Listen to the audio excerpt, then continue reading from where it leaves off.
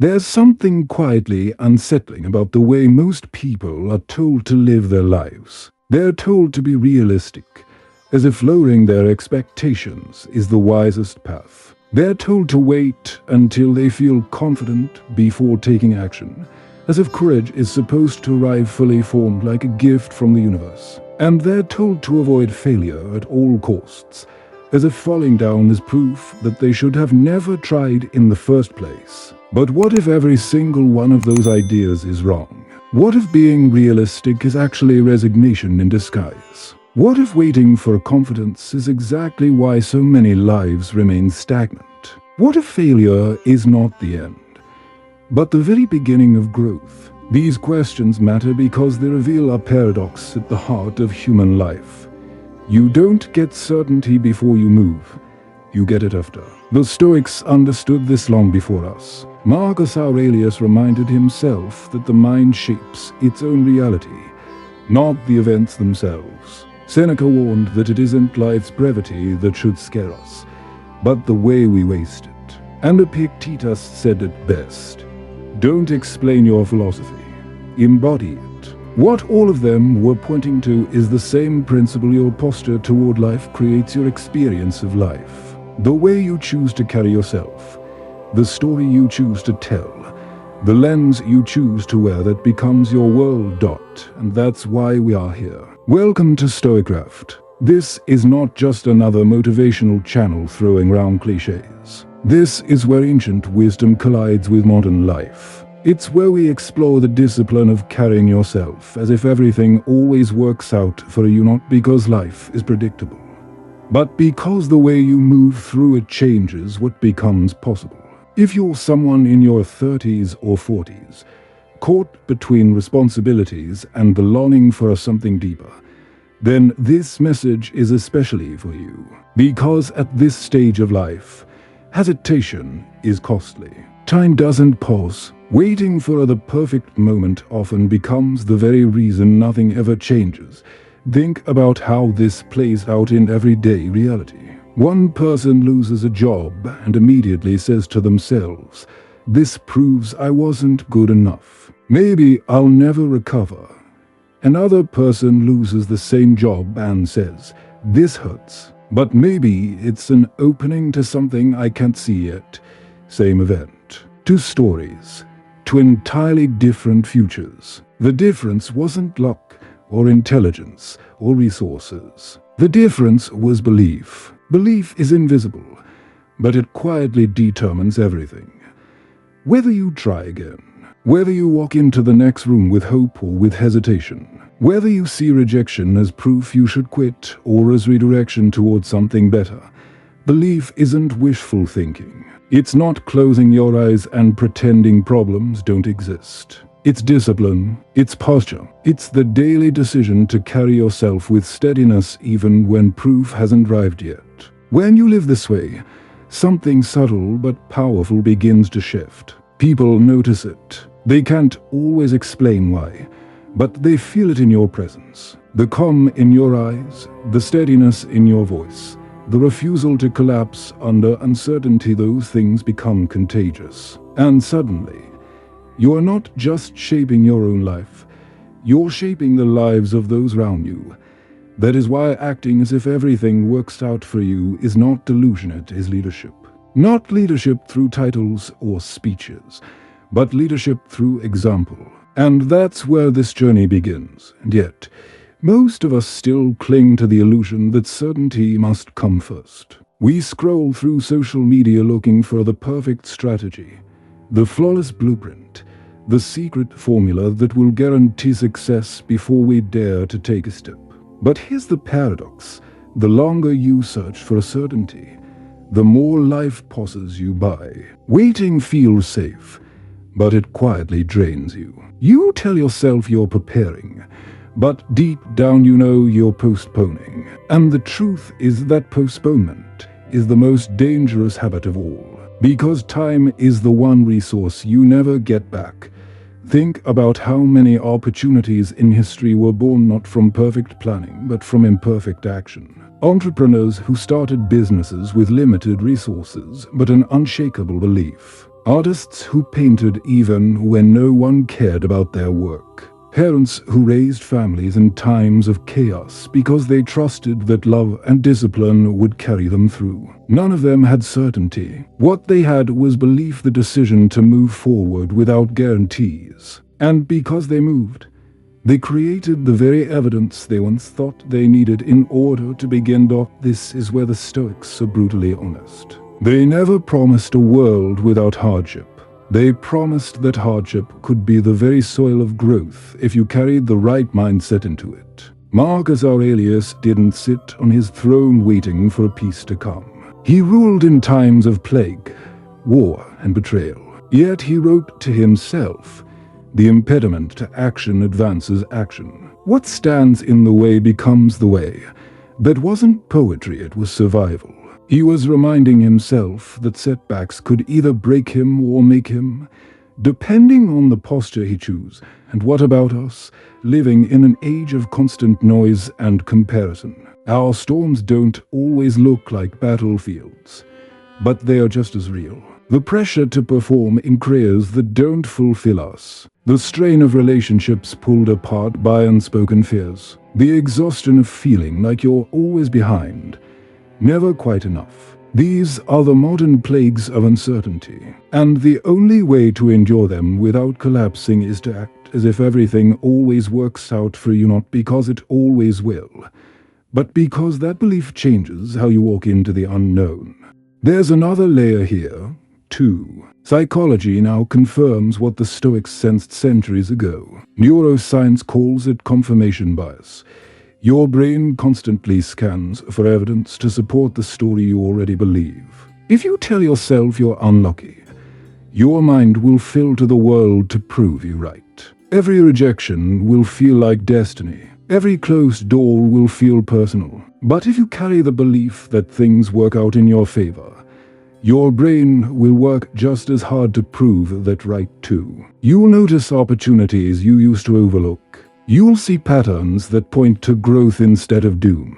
The world hasn't changed, your lens has. This is why the choice to live as if everything works out is not naive. It's deeply practical. It trains your biology, your psychology, your very nervous system to respond differently to the same events. It changes the story you tell yourself when life shakes you. And over time, that story becomes a kind of gravity pulling you forward. So before we go further, pause and ask yourself, what story have you been living inside? Have you been waiting for proof before you act? Have you been lowering your expectations under the disguise of realism? Have you been treating failure as a verdict instead of a teacher? If so, you are not alone. Almost everyone does. But this is the moment to interrupt that cycle. Because the invitation here is simple. Don't wait for the world to prove itself to you. Prove yourself to the world. Carry yourself as if resilience is already written into your bones. Move as if the path will reveal itself as you walk. Believe not blindly, but with discipline that the storm in front of you is also the training ground for the strength you've been searching for. And if you commit to walking with that belief, you'll discover something extraordinary. The confidence you've been waiting for isn't a prerequisite. It's a byproduct. It comes after you've already taken the step, after you've already endured the stumble, after you've already survived the thing you thought would break you. And in that survival, you create evidence you can carry into the next challenge. That evidence becomes belief, and belief becomes resilience. So let's begin this journey together. Not with guarantees, not with empty promises, but with the discipline of belief. Because the Stoics were right. Life is not about controlling events, it is about mastering our posture toward them. And when you choose to live as if everything always works out for you, you don't just change your outcomes, you change who you are. Belief is invisible, but its effects are everywhere. You can't hold it in your hand or measure it with a ruler. Yet you can feel it in the air the moment someone enters a room. It's in the way they carry themselves, the calm in their eyes, the way they respond to uncertainty without flinching. Presence doesn't need words to announce itself. It radiates through body language, through the tone of a voice, through the steady posture of someone who has already decided that they will not be broken. And here's the remarkable thing.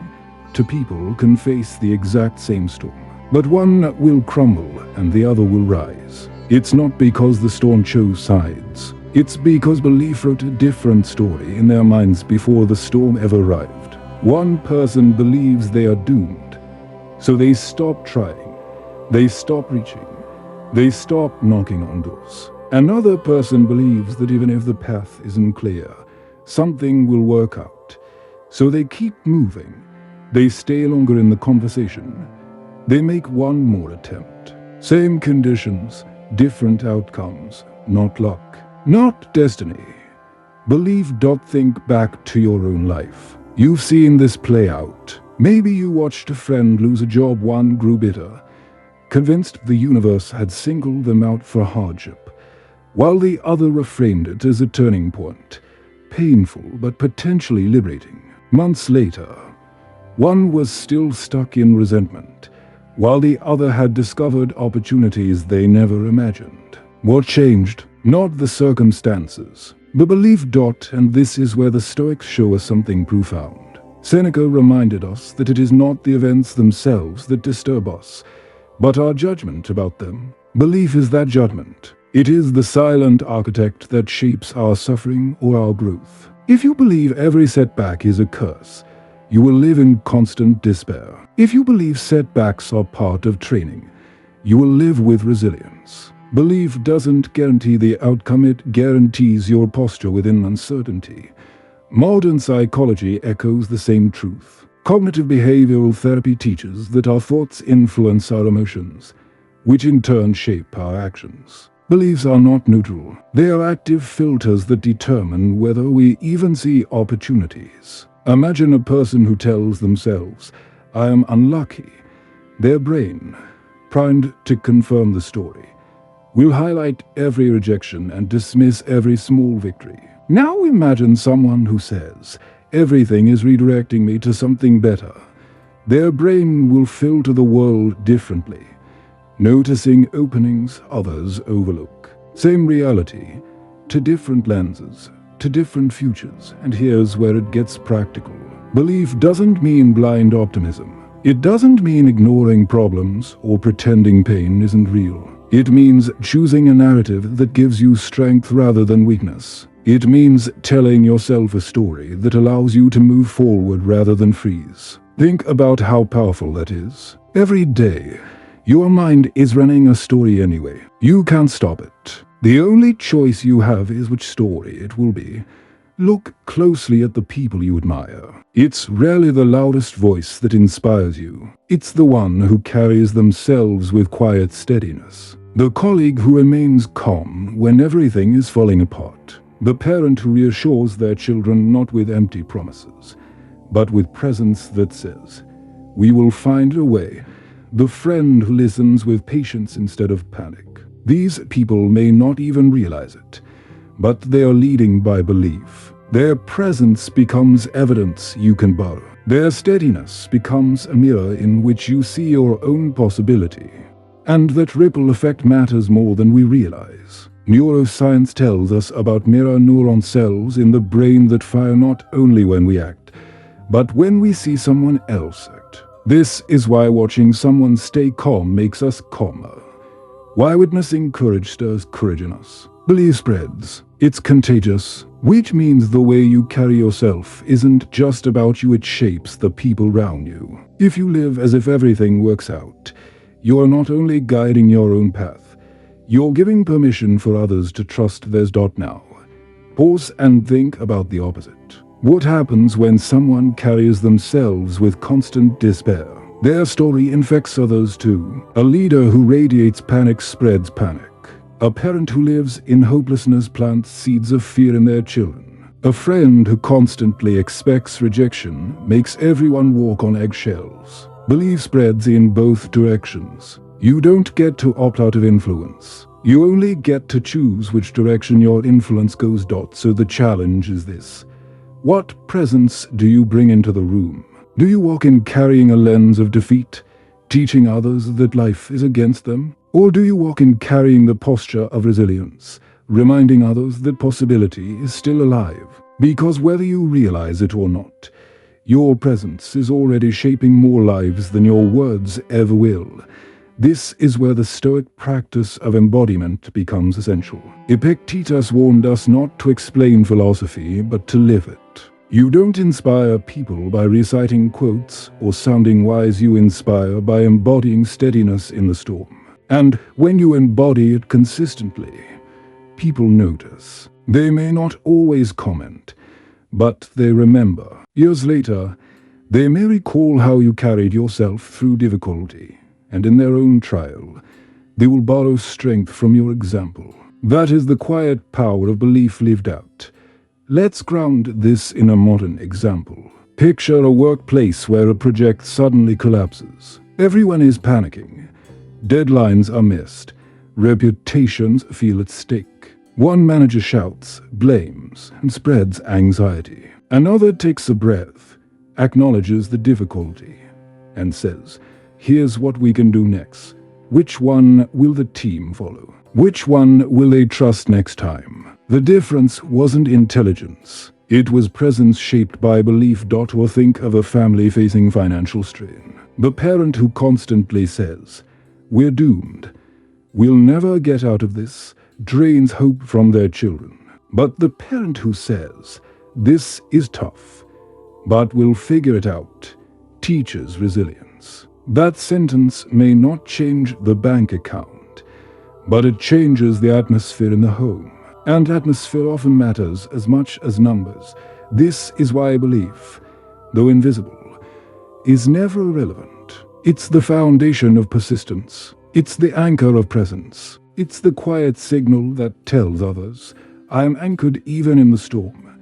And when you live from that place, your life unfolds differently. Not because luck changes, but because you do. So ask yourself, what story is your presence telling right now? When you walk into a room, do people feel your fear or your steadiness? When you face uncertainty, do you radiate panic or quiet conviction? Because that choice, repeated day after day, becomes the blueprint of your life. And in time, it becomes your reputation. People may forget your words, but they will never forget the way you carried yourself when everything was uncertain. That is the true power of belief. It shapes not only your inner world, but the outer world that responds to you. And if you dare to act as if everything works out, you'll discover that the invisible force you carry is more influential than you ever imagined. Belief does not erase uncertainty. It transforms the way you stand inside it. Imagine two people walking into the same storm. One is hunched over, bracing for every blow, whispering to themselves that disaster is inevitable. The other stands upright, eyes open, not because they are sure of the outcome, but because they trust their ability to respond. The storm is the same, but the posture is different, and that difference is everything. This is why Stoicism is often misunderstood. Outsiders think it teaches people to suppress emotions, to become cold, detached, unaffected. But the truth is subtler. Stoicism doesn't ask you to deny reality, it asks you to master your posture within it. When Marcus Aurelius wrote to himself in the darkness of plague and war, he wasn't pretending everything was fine. He was reminding himself that while the storm was outside, the choice of how to face it remained inside. That's the posture of belief. Modern life is filled with storms. They may not come as invading armies, but they come as sudden layoffs, medical diagnoses, betrayals, financial strain, loneliness, all the quiet weight of uncertainty about the future. And in those moments, it is tempting to collapse, to see every difficulty as confirmation that life is against you. But belief, when chosen deliberately, shifts that perspective. It whispers, this is not the end. This is training. Think about how many people give up not because their circumstances were impossible, but because their posture turned defeatist. They decided too soon that the challenge was proof they couldn't make it. They stopped before the lesson had time to unfold. And the irony is that often the breakthrough was one more attempt away. It wasn't talent or intelligence that failed them, it was posture. Psychology confirms what the Stoics intuited. Humans interpret experience through cognitive frames. If your frame says, "I can't handle this," then every obstacle confirms your fear. If your frame says, "This is a test of my resourcefulness," then the same obstacle becomes fuel. Cognitive behavioral therapy calls this reframing. It's not delusion, it's the disciplined practice of assigning meaning in a way that strengthens rather than weakens you. And here's a practical example. Picture a startup founder whose first product launch flops. If their posture is one of defeat, they'll say, "This proves I'm not cut out for this," and they'll quit. If their posture is one of belief, they'll say, "This shows me what doesn't work," and they'll pivot. History is filled with people in the second category, those who reframed failure as data. Edison famously said he didn't fail. He just found thousands of ways that didn't work. That's not optimism. That's posture in uncertainty. The same truth applies in personal life. When a relationship ends, one person interprets it as proof they're unlovable, and they close themselves off. Another interprets it as redirection, painful but necessary, and they remain open to growth. Months later, one is stuck in bitterness while the other has discovered strength and new connections. Nothing mystical happened, the difference was the story each chose to carry.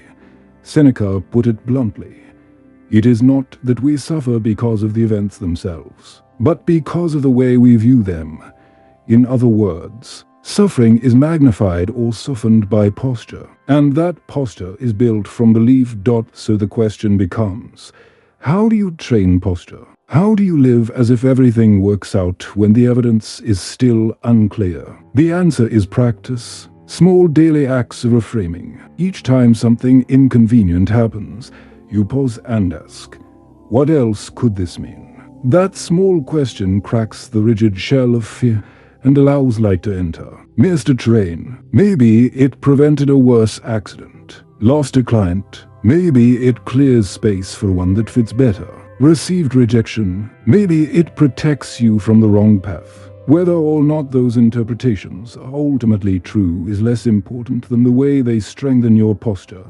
Belief is not pretending problems don't exist. It is refusing to let problems dictate the meaning of your life. And that refusal slowly builds resilience. With each small choice, you are rehearsing how to stand in larger storms. That's why some people can face enormous crises with calm. They have been practicing calm in the smaller trials of everyday life. Look around at the modern culture of anxiety. People are collapsing under the weight of uncertainty because they've been trained to chase guarantees. We live in a world of constant prediction weather-ups, financial forecasts, productivity trackers. And when life refuses to be predictable, panic sets in. But Stoicism offers a different training. Don't demand certainty. Train for uncertainty. Don't wait for the fog to clear before walking. Learn to walk in the fog. And here's the paradox. When you act with that posture, evidence begins to appear. At first, you move with only belief, no proof. But once you take the step, you create proof, a small result, a memory. A piece of evidence you can carry into the next challenge. Over time, the belief and the evidence reinforce each other, until the posture feels natural. What began as discipline becomes identity. This is why posture is so contagious. People sense it. They feel it when you don't crumble in chaos.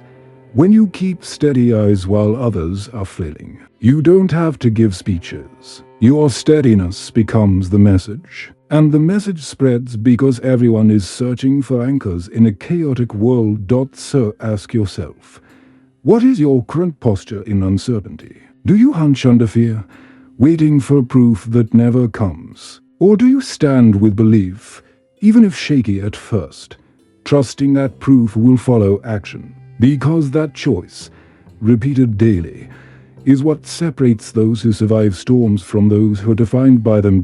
And if you still doubt how much posture matters, consider how it plays out in everyday situations that look small but carry enormous weight over time. Think about a difficult conversation at work. One person enters already defeated, assuming their ideas will be dismissed. Their posture communicates hesitation.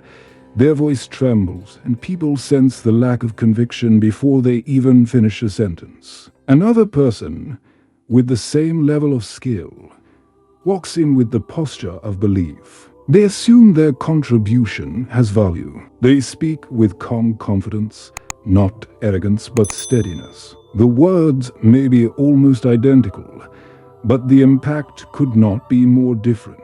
Presence, shaped by posture, changes outcomes. Or take the example of parenting. A child grows up in a home where uncertainty is met with panic. Every financial struggle, every setback, every disappointment is interpreted as catastrophe. That child absorbs the posture of despair, and later, they carry it into their own adult life. Now imagine another child in a family that also struggles, but where setbacks are framed as challenges to be worked through. They grow up watching belief in action, watching parents who don't collapse under pressure but adapt with resilience. That child inherits a posture of possibility. Two homes, both imperfect, but to entirely different legacies shaped not by wealth or status, but by the belief carried in posture. This is where modern society often gets it wrong. We think solutions come from more information, more control, more prediction. But information without posture still leads to paralysis. You can know every statistic, read every self-help book, follow every productivity hack, and still collapse when life throws uncertainty at you because posture isn't about knowledge. It's about how you carry yourself when knowledge runs out. That's why Stoicism is timeless. It doesn't promise certainty. It promises strength within uncertainty. And here's the transition. Posture is powerful, but posture is built on the stories we tell ourselves. Every person is walking around inside a narrative. Some whisper to themselves, "I'm unlucky, I never succeed. The world is against me." Others whisper, "This setback is redirection. This challenge is training." The story is not over yet. Those stories are invisible, but they script our lives. Which is why the next step is to examine not just our posture, but the inner narrative that creates it. Because if posture is the body's response, story is the mind's script. And together, they become the blueprint of who we are becoming. Every single one of us lives inside a story. It's not written in ink. It doesn't sit neatly on a page, but it's there running silently in the background like a soundtrack. From the moment you wake up, your mind starts narrating who you are, what today means, and what is possible for you. And here's the truth most people miss. The brain doesn't argue with the story. It accepts it. Whatever narrative you repeat most often, your mind will treat as fact. That's why two people can face the same event and walk away with completely different lives. One loses a job and says, "This is proof I'm not good enough. Life is unfair." Another loses a job and says, "This hurts, but it's an opening to rebuild." The external event is neutral. The meaning comes from story, and that story dictates behavior. The one who says, "I'm a failure," will hesitate, avoid risk, shrink from opportunity. The one who says, "This is redirection," will experiment, adapt, and eventually create something new. Marcus Aurelius once wrote, "You have power over your mind, not outside events." Realize this and you will find strength. That power begins with the story you choose to repeat. Because over time, stories become lenses, and lenses filter reality. If your story is that you're unlucky, your brain will find evidence to confirm it. If your story is that you're adaptable, Your brain will scan for proof of growth. And either way, your life bends toward the narrative you've rehearsed. Think about it. How many times have you told yourself, "I'm not the kind of person who succeeds at this"? Maybe it was about starting a business, or speaking in public, or building a relationship. That sentence becomes a script, and your brain, eager to make the world coherent, starts filtering experiences through that lens. You miss the opportunity, and instead of seeing chance and choice, you see confirmation. See, I told you, I'm not meant for this. It's not the event that limited you. It was the story you carried into it. This mechanism is so powerful that psychologists now describe it as self-fulfilling prophecy. If you expect rejection, you behave more timidly, and people respond with less warmth. If you expect success, you project confidence, and people respond with trust. In both cases, the prophecy fulfills itself not because fate is fixed, but because your story shapes your actions, and your actions shape reality. And here's the harsh part. Many of the stories we live inside are not ours. They were handed down to us. Maybe a parent told you you'd never amount to much. Maybe a teacher doubted your ability. Maybe society whispered that someone like you isn't meant for big dreams. Those words became scripts, and over time, scripts became beliefs. Before you knew it, you weren't just repeating someone else's fear, you were living it. But here's the freedom the Stoics remind us of. You always have the right to edit the story. Stories are sticky, yes. The longer you've repeated one, the more natural it feels. Self-doubt often feels strangely comfortable because it's familiar. But familiarity is not truth. Just because you've rehearsed a story doesn't mean you're condemned to it. You can choose a different script, and every choice you make in alignment with that new story weakens the old one.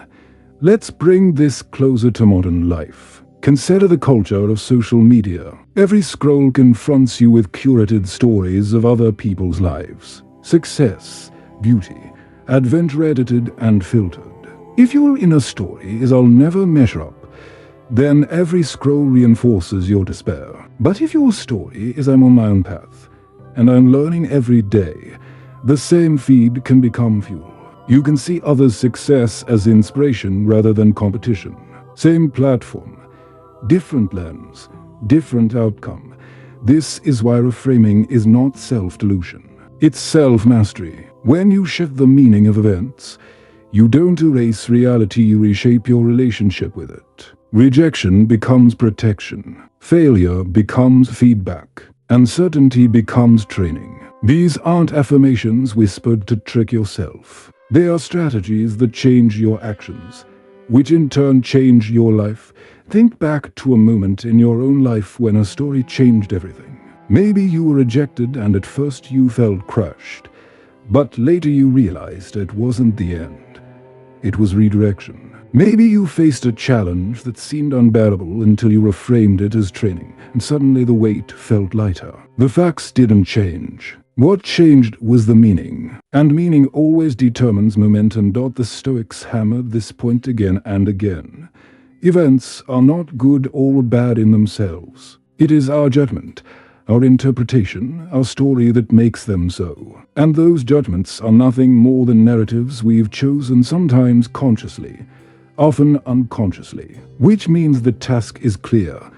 Bring awareness to the story. Notice the script running in the background. Ask yourself, is this story strengthening me or weakening me? Is it keeping me trapped, or is it setting me free? Because here's the quiet danger. Left unchecked, your story doesn't just shape your feelings, it shapes your identity. If you tell yourself long enough that you're someone who never follows through, you'll act in ways that confirm it. If you tell yourself you're resourceful and adaptable, you'll find proof of it in the moments that matter. Over time, you don't just carry a story, you become the story. Epictetus captured it perfectly. First say to yourself what you would be, and then do what you have to do. In other words, write the story first. then live into it. Don't wait for external proof to define your identity. Decide your identity, and then align your actions with it. This is why editing your story is one of the most radical acts of self-mastery. Because when you shift the narrative, you shift the lens. And when you shift the lens, you shift the life. You may not control the storm, but you control the script you carry into it. And that script determines whether the storm destroys you or develops you. So pause here for a moment and reflect. What story have you been repeating lately? Is it a story of limitation or a story of possibility? Is it one that keeps you small or one that allows you to expand? Because whichever one you choose, your brain will treat as truth, and your life will follow. Every single one of us lives inside a story. It's not written in ink. It doesn't sit neatly on a page, but it's there running silently in the background like a soundtrack. From the moment you wake up, your mind starts narrating who you are, what today means, and what is possible for you. And here's the truth most people miss. The brain doesn't argue with the story. It accepts it. Whatever narrative you repeat most often, your mind will treat as fact. That's why two people can face the same event and walk away with completely different lives. One loses a job and says, "This is proof I'm not good enough. Life is unfair." Another loses a job and says, "This hurts, but it's an opening to rebuild." The external event is neutral. The meaning comes from story, and that story dictates behavior. The one who says, "I'm a failure," will hesitate, avoid risk, shrink from opportunity. The one who says, "This is redirection," will experiment, adapt, and eventually create something new. Marcus Aurelius once wrote, "You have power over your mind, not outside events." Realize this and you will find strength. That power begins with the story you choose to repeat. Because over time, stories become lenses, and lenses filter reality. If your story is that you're unlucky, your brain will find evidence to confirm it. If your story is that you're adaptable, your brain will scan for proof of growth. And either way, your life bends toward the narrative you've rehearsed. Think about it. How many times have you told yourself, "I'm not the kind of person who succeeds at this"? Maybe it was about starting a business, or speaking in public, or building a relationship. That sentence becomes a script, and your brain, eager to make the world coherent, starts filtering experiences through that lens. You miss the opportunity, and instead of seeing chance and choice, you see confirmation. See, I told you, I'm not meant for this. It's not the event that limited you. It was the story you carried into it. This mechanism is so powerful that psychologists now describe it as self-fulfilling prophecy. If you expect rejection, you behave more timidly, and people respond with less warmth. If you expect success, you project confidence, and people respond with trust. In both cases, the prophecy fulfills itself not because fate is fixed, but because your story shapes your actions, and your actions shape reality. And here's the harsh part. Many of the stories we live inside are not ours. They were handed down to us. Maybe a parent told you you'd never amount to much. Maybe a teacher doubted your ability. Maybe society whispered that someone like you isn't meant for big dreams. Those words became scripts, and over time, scripts became beliefs. Before you knew it, you weren't just repeating someone else's fear, you were living it. But here's the freedom the Stoics remind us of. You always have the right to edit the story. Stories are sticky, yes. The longer you've repeated one, the more natural it feels. Self-doubt often feels strangely comfortable because it's familiar. But familiarity is not truth. Just because you've rehearsed a story doesn't mean you're condemned to it. You can choose a different script, and every choice you make in alignment with that new story weakens the old one. Let's bring this closer to modern life. Consider the culture of social media. Every scroll confronts you with curated stories of other people's lives. Success, beauty, adventure edited and filtered. If your inner story is "I'll never measure up," then every scroll reinforces your despair. But if your story is "I'm on my own path, and I'm learning every day," the same feed can become fuel. You can see others' success as inspiration rather than competition. Same platform, different lens, different outcome. This is why reframing is not self-delusion. It's self-mastery. When you shift the meaning of events, you don't erase reality, you reshape your relationship with it. Rejection becomes protection. Failure becomes feedback. Uncertainty becomes training. These aren't affirmations whispered to trick yourself. They are strategies that change your actions, which in turn change your life. Think back to a moment in your own life when a story changed everything. Maybe you were rejected and at first you felt crushed, but later you realized it wasn't the end. It was redirection. Maybe you faced a challenge that seemed unbearable until you reframed it as training, and suddenly the weight felt lighter. The facts didn't change. What changed was the meaning, and meaning always determines momentum. The Stoics hammered this point again and again. Events are not good or bad in themselves. It is our judgment, our interpretation, our story that makes them so. And those judgments are nothing more than narratives we've chosen, sometimes consciously, often unconsciously. Which means the task is clear. Bring awareness to the story. Notice the script running in the background. Ask yourself, is this story strengthening me or weakening me? Is it keeping me trapped, or is it setting me free? Because here's the quiet danger. Left unchecked, your story doesn't just shape your feelings, it shapes your identity. If you tell yourself long enough that you're someone who never follows through, you'll act in ways that confirm it. If you tell yourself you're resourceful and adaptable, you'll find proof of it in the moments that matter. Over time, you don't just carry a story, you become the story. Epictetus captured it perfectly. First say to yourself what you would be, and then do what you have to do. In other words, write the story first, then live into it. Don't wait for external proof to define your identity. Decide your identity, and then align your actions with it.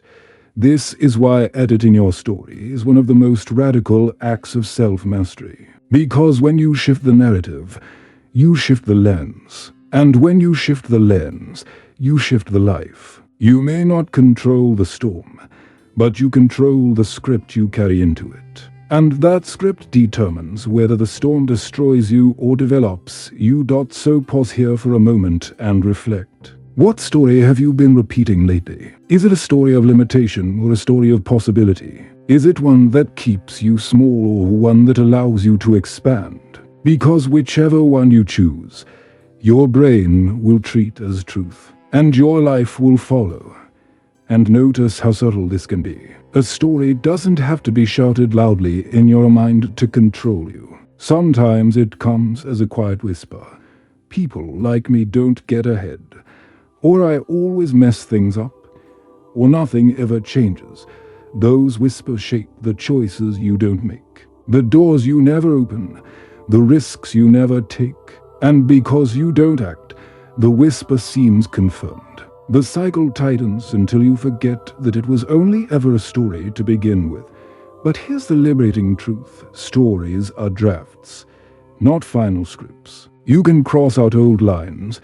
You can add new chapters. You can stop rehearsing the words that weaken you and start rehearsing the ones that give you strength. It won't feel natural at first. Old stories cling tightly. But every time you tell yourself a better story and act in alignment with it, you're building momentum. And over time, momentum becomes identity.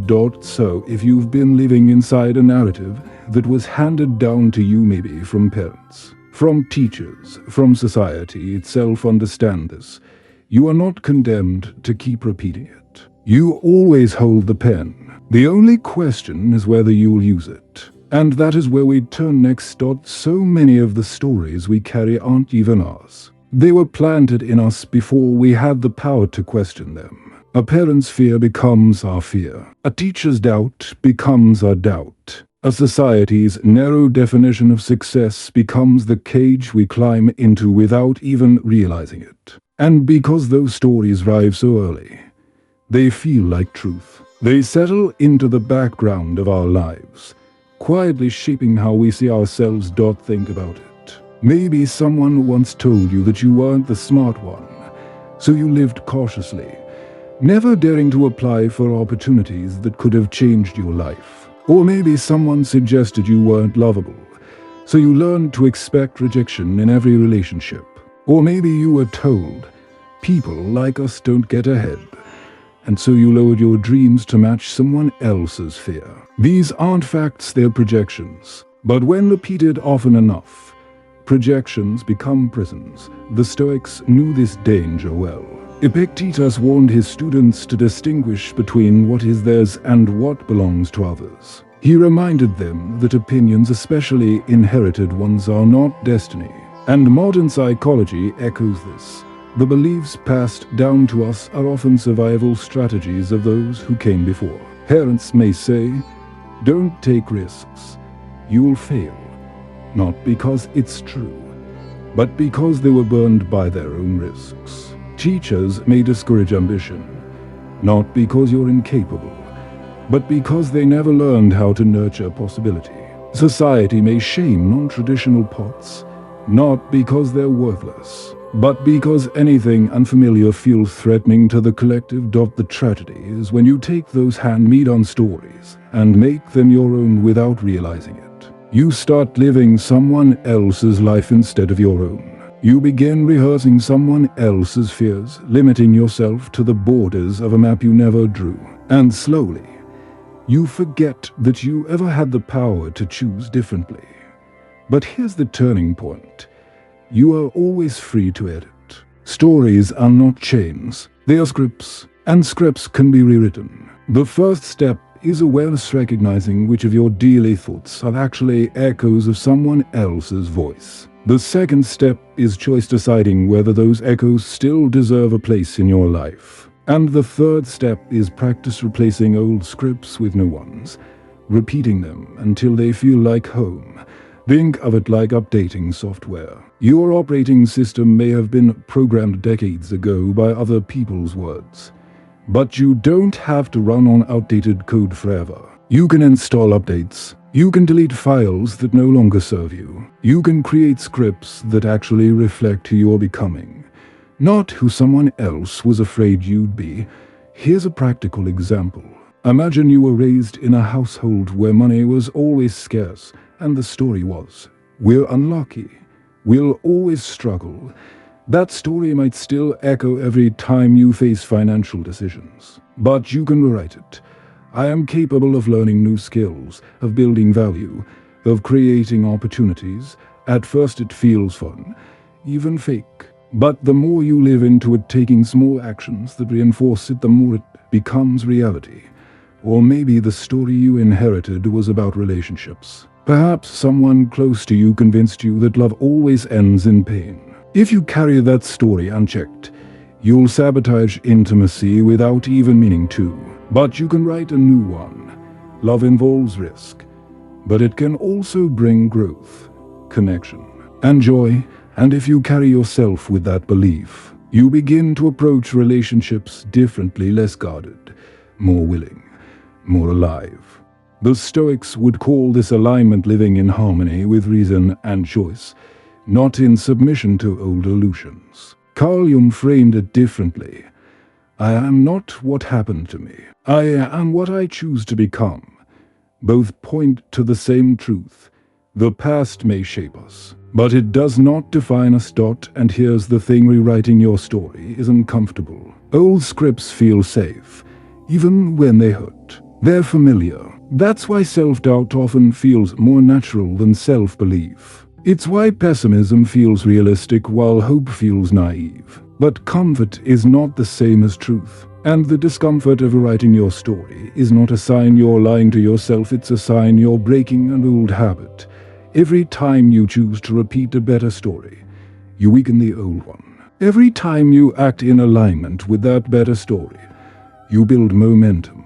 And momentum, over time, is what rewires the brain. Neuroplasticity, the brain's ability to reprogram itself, confirms this. What you repeat, you become. What you practice, you embody. And if you practice a story of resilience, adaptability, and possibility, that is what your identity will bend toward.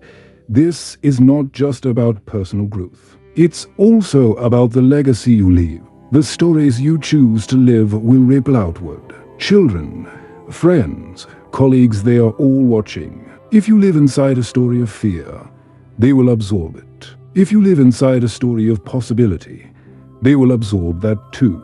Rewriting your story is not selfish, it is service. It changes not only your life, but the lives of those who borrow strength from your example. So pause and reflect. Whose story are you living? Is it truly yours? Or is it a narrative handed down from people who are projecting their own pain? Because if it isn't yours, you have every right to set it down. You have every right to pick up the pen and write something new. The moment you do, the world begins to shift. Not because reality bends instantly, but because your lens does. And once the lens changes, the way you act changes. And once your actions change, your outcomes follow. That's the quiet revolution of belief.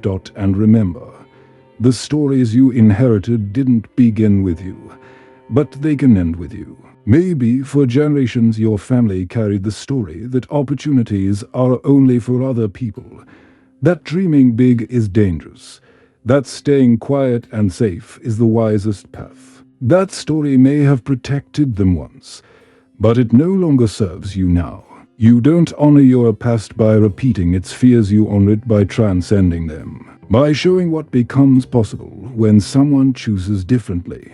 The act of rewriting your story isn't rebellion against those who came before. It's an evolution of them. You carry forward the courage they couldn't, the hope they didn't dare to hold, the resilience they didn't believe was theirs. In doing so, you don't abandon their memory, you redeem it. You prove that fear wasn't the only inheritance available, that strength and vision were waiting to. This is why every choice to live a new story matters. It's not only for you, it's for the unseen generations who will take their cues from your life. Your willingness to edit the script becomes their permission to start with a better one.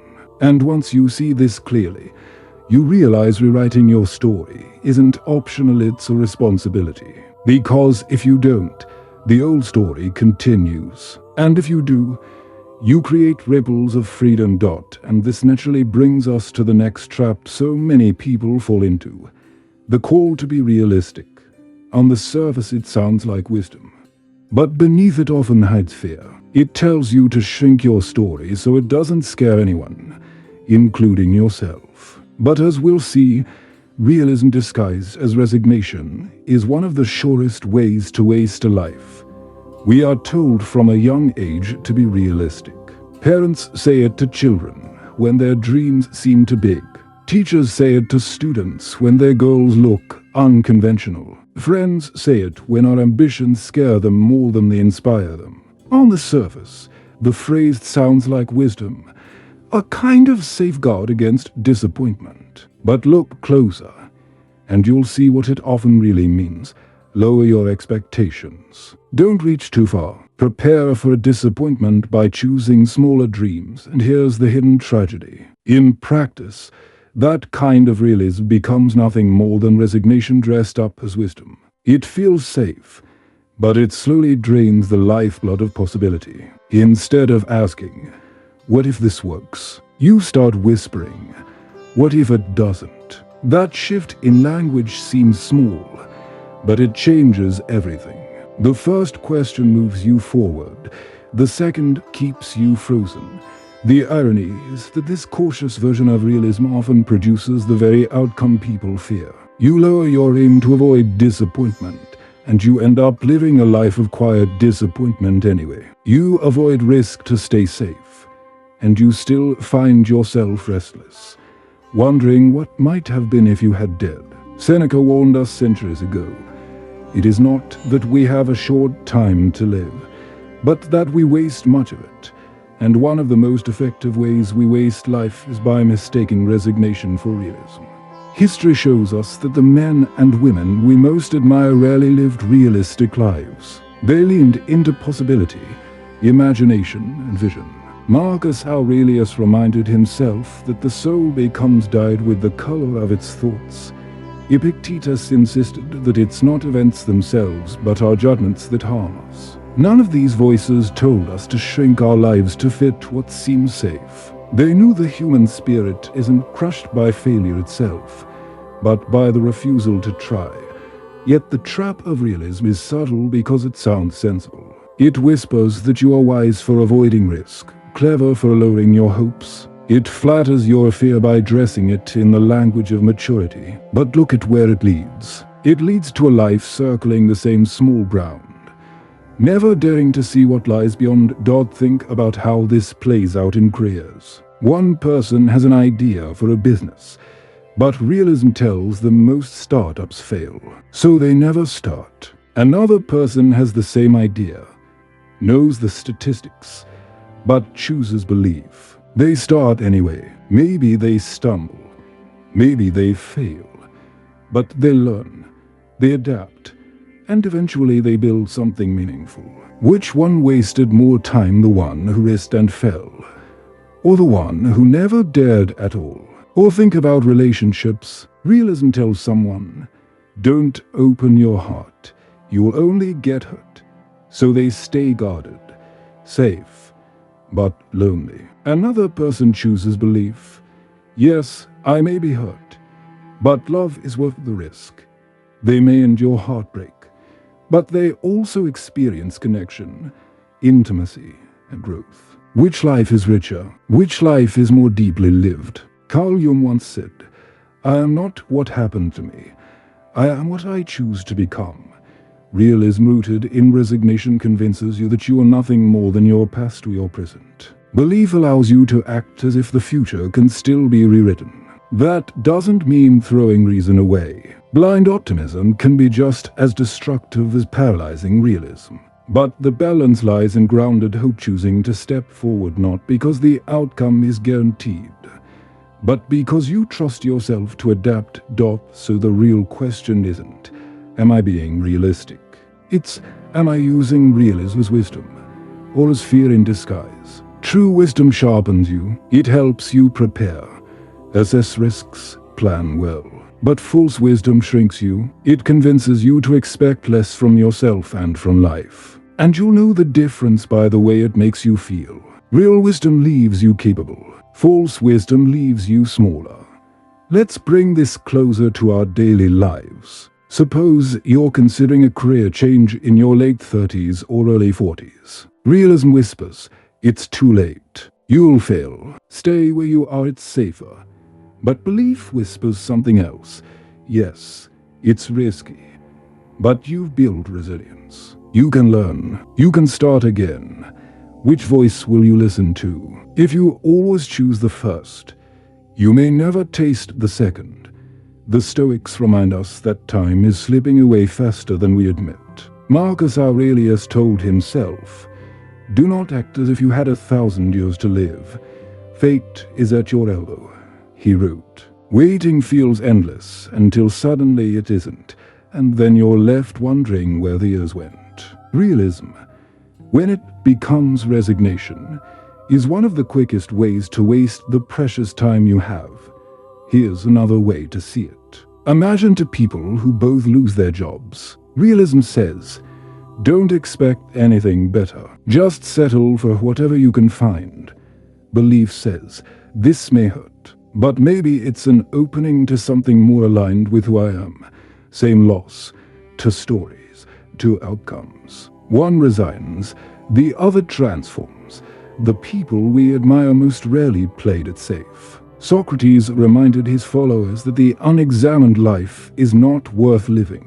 To examine your life is to ask whether you're making choices from freedom or from fear. And too often, What we call realism is really fear so well disguised that we no longer recognize its voice, and this is the heart of the matter. Optimism isn't naive, it's courageous. It takes courage to see possibility where others see limitation, to walk into the unknown carrying conviction that something meaningful can emerge. Most people are not defeated by external obstacles. They're defeated by internal stories of what's realistic. They never attempt the book, the business, the dream, because they've convinced themselves it's impossible before they've even tried. History is full of examples of those who ignored realism and gave the world treasures that endure. Was it realistic for Marcus Aurelius to write meditations only to himself, words that would last centuries beyond his empire? Was it realistic for Van Gogh to paint when no one valued his work in his lifetime? Was it realistic for countless inventors, writers, explorers to pursue visions no one else could see? No. But realism wasn't what moved the world forward. Belief was. This doesn't mean abandoning all caution. It means recognizing when realism has crossed the line from guidance into prison. The moment you find that realism is keeping you still, keeping you small, keeping you safe, but lifeless, that's when you know it's no longer wisdom. It's surrender. So the next time someone tells you to be realistic, pause. Ask yourself, are they offering true wisdom, helping me prepare? Or are they projecting their fear, asking me to shrink? Because the difference will shape your life. One will sharpen you, the other will shrink you. One will leave you stronger, the other smaller. And when you notice the difference, you will understand why Stoicism always points us toward courage. Life is too short to be spent circling the same small ground. To live fully is to risk disappointment for the chance of discovery. The alternative, a life shaped by fear disguised as realism, is no life at all. And the evidence of this trap is all round us. Walk into any office where people have stopped believing they can grow, and you'll feel it instantly. The conversations are cautious. Every idea is filtered through fear of failure, and everyone waits for someone else to take the first risk. That's realism at work, not as wisdom, but as quiet resignation. Contrast that with a team led by someone who dares to believe. Suddenly, ideas flow, experiments happen, and even setbacks feel like stepping stones. The difference isn't the resources, it's the mindset. The same pattern shows up in relationships. A person who constantly tells themselves, be realistic, love doesn't last, enters every connection half-hearted, waiting for the end before it begins. And so their prediction comes true. They never invest fully, and the relationship collapses. Another person believes love can grow through effort, patience, and resilience. They approach the same risks differently, and the relationship deepens. Again, not destiny, just belief shaping posture, posture shaping behavior, and behavior shaping outcomes, even on a larger scale. Societies that cling too tightly to realism stagnate. When a culture stops daring, stops imagining, stops believing in possibility, it begins to shrink. Innovation slows, creativity dies, fear becomes the default. But societies that carry belief even in hardship produce breakthroughs, art, and transformation. History proves this over and over again, which is why your individual choice to reject resignation in your own life isn't small. It echoes outward, shaping the collective tone of your family, your workplace, even your community. So the invitation is clear. Question every voice that tells you to be realistic. Ask whether it's sharpening you or shrinking you. And when you choose belief instead, understand that you are not being naive, you are training yourself to see through a different lens. Because that's where we turn next, the lens of perception. How you interpret the world doesn't just color your feelings, it quietly builds the reality you live inside. Every one of us is looking at life through a lens. The lens isn't made of glass. It's built from experiences, beliefs, fears, and stories we've repeated so many times that we don't even notice them anymore. And here's the subtle truth. Most of us don't realize we're looking through a lens at all. We assume what we see is reality itself, when in fact it's reality filtered through interpretation. Think about two people standing in the same rainstorm. One curses the sky, convinced the day is ruined. The other smiles, seeing it as a blessing, a chance for renewal. The event is neutral. The meaning comes from the lens. Or take criticism. One person hears it as crushing proof of inadequacy, while another sees it as data to improve. Same words, different interpretation, different outcome. This is why Seneca said, "We suffer more in imagination than in reality." He wasn't dismissing pain.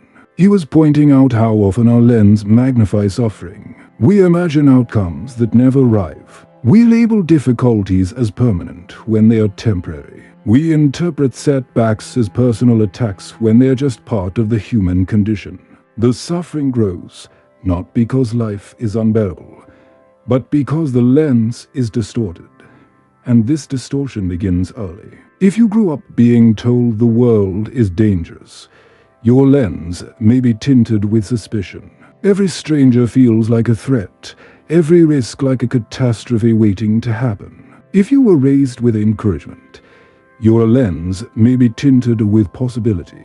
Every challenge feels like an experiment, every failure like feedback. The same world, but almost as if two people were living on different planets.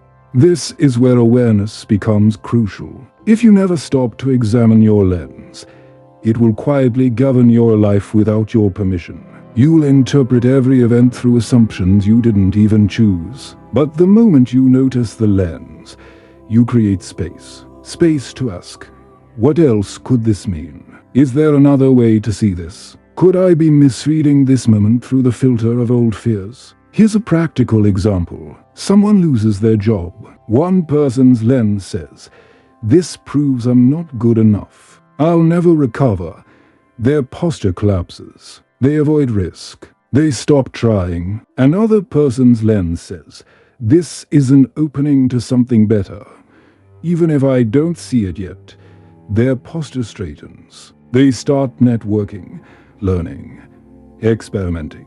A year later, one is stuck. The other has transformed. The difference wasn't intelligence, it was lens. Modern psychology confirms this with what's called attribution style. People with a pessimistic attribution style interpret setbacks as permanent and personal. They say, "This always happens to me. It's because I'm a failure."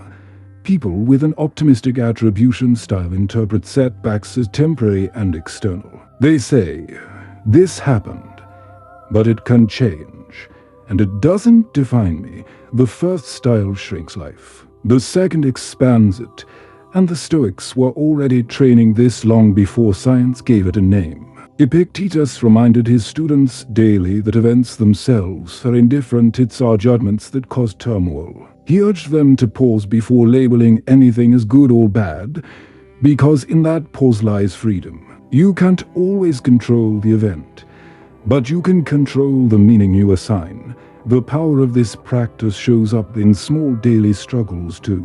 A setback at work can be humiliation or an opportunity to sharpen your skills. A tough conversation can be proof that relationships are fragile or proof that honesty can make them stronger. Even silence from someone can be interpreted as rejection or as space to build independence. The lens you choose doesn't just change your feelings, it sets the trajectory of your life. And this choice is never neutral, because once you assign meaning, your actions follow. If your lens says, "I'm not good enough," you stop trying. That inaction confirms the story. If your lens says, "This is training," you try again. That effort builds skill, and the story becomes self-fulfilling in a different direction. The event didn't change, your lens did. This is why self-awareness is not optional, it's survival. Without it, you're living inside a lens built by someone else's fears, your own past disappointments, or cultural narratives that don't serve you. With it, you can choose a different filter. You can decide to interpret setbacks as preparation, not punishment. You can decide to treat uncertainty as possibility, not doom. It's worth noticing, too, that lenses are often inherited. Parents, teachers, culture, they hand you glasses tinted with their anxieties. You may not even realize you're wearing them, but you are not condemned to keep them. You can question them. You can swap them. You can train your mind to see through a lens that strengthens you instead of weakens you. And here's the subtle beauty. Shifting your lens doesn't mean denying pain. It's not about pretending everything is fine when it isn't. It's about holding pain in one hand and possibility in the other. Saying, yes, this hurts, and yes, it can also teach me something. That balance is what makes resilience possible. The realist will call it naive. The Stoic will call it strength. Look at the people you admire most. They didn't escape hardship.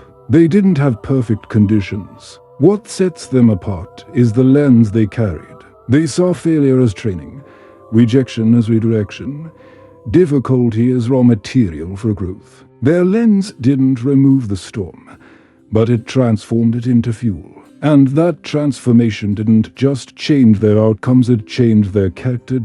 Every day, life hands you raw experiences. Some are joyful, some painful, some confusing. The lens you carry determines whether those experiences become anchors that drag you down or wings that lift you up. You may not control the weather, but you control the lens. And that choice quietly shapes who you become. So the next time a challenge comes, and it will remember, the event is neutral. Your lens decides the meaning. One path narrows your life, the other expands it. And if you begin to live with the conviction that everything works out for you, your lens will start searching for evidence of that truth. Slowly, you'll notice opportunities you missed before, strengths you didn't know you had, doors you didn't realize were waiting to open. Because in the end, it's not the world itself that defines you. It's the lens you use to interpret it. And the freedom to choose that lens is always in your hands. And if you really want proof of how powerful this lens can be, look at how two people respond to the same inconvenience. One misses a train and instantly mutters, "Of course, bad luck follows me everywhere." Their whole day becomes tinted with frustration. Another misses the same train and shrugs. "Maybe this delay is protecting me from something worse, or giving me a few quiet minutes I needed." Their day unfolds with a different energy. The delay itself didn't change, it was the lens that wrote the story. The same happens in conversations. One person hears silence from a friend and assumes rejection, so they withdraw. Another hears silence and interprets it as space, so they reach out again with patience. Same situation, different lens, completely different relationship over time. These small choices compound. They either trap you in cycles of fear or propel you into cycles of resilience. This is why the Stoics insisted on constant self-examination. Marcus Aurelius wrote daily reminders to himself, not because he loved journaling as a hobby, but because he knew the lens slips easily back into distortion. He wanted to see his own mind clearly before it distorted reality into suffering. And we have the same responsibility now. Because your lens isn't just shaping how you feel, it's training your brain. Each time you assign meaning, your mind records it, reinforces it, and uses it as a filter for the future. Which means the lens is never passive. It's programming your biology. And that leads us into one of the most fascinating dynamics of all: confirmation bias. The brain doesn't just notice reality, it looks for proof of what you already believe. And once you understand that, you will see how choosing your lens is one of the most practical, biological, and life-changing acts you can ever commit to. The brain is not a neutral observer of reality. It doesn't take in every detail with equal weight. Instead, it acts like a filter, scanning the world for evidence that matches what you already believe. This is confirmation bias in action, the tendency of the mind to reinforce its own stories, even when those stories don't serve you. If you walk through life believing you are unlucky, your brain will light up every time something goes wrong. You'll notice the flat tire, the missed promotion, the cold glance from a stranger. But when something good happens, you'll dismiss it as coincidence. The mind says, "That doesn't fit the story." Ignore it. Over time, you collect a mountain of evidence that life is against you, not because it's true, but because your brain has been trained to filter for it. But the same mechanism works in the opposite direction. If you walk through life believing that challenges contain opportunity, your brain will also search for proof. You'll notice doors you might have overlooked, connections you might have missed, resources you didn't see before. The world hasn't changed, you have. And because you've changed, the world seems different. Neuroscience backs this up. Studies show that once a belief takes hold, the brain literally reorganizes perception to support it. This is why gratitude practices, journaling, and reframing exercises are so effective. They train the mind to notice what would otherwise slip by. Each time you write down 3 things you're grateful for, you're sharpening the brain's filter to see more of them tomorrow. Each time you reframe a setback as feedback, you're teaching the mind to search for growth instead of doom. Slowly, repetition rewires perception. The Stoics understood this long before MRI machines confirmed it. Marcus Aurelius reminded himself, "The soul becomes dyed with the color of its thoughts. What you repeat becomes who you are." Epictetus taught that habits of thought are like grooves carved in the mind. Practice pessimism, and the grooves deepen until despair feels automatic. Practice resilience, and the grooves of strength become second nature. This is why discipline matters more than bursts of inspiration.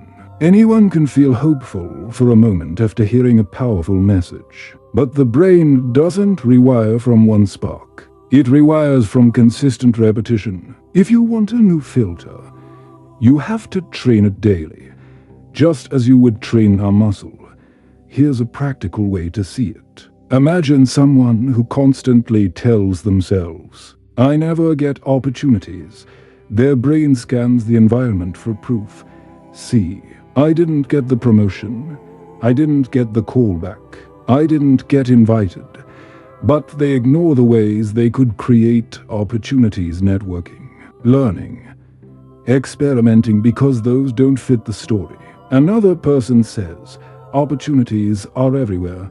If I pay attention." Their brain begins to spot them.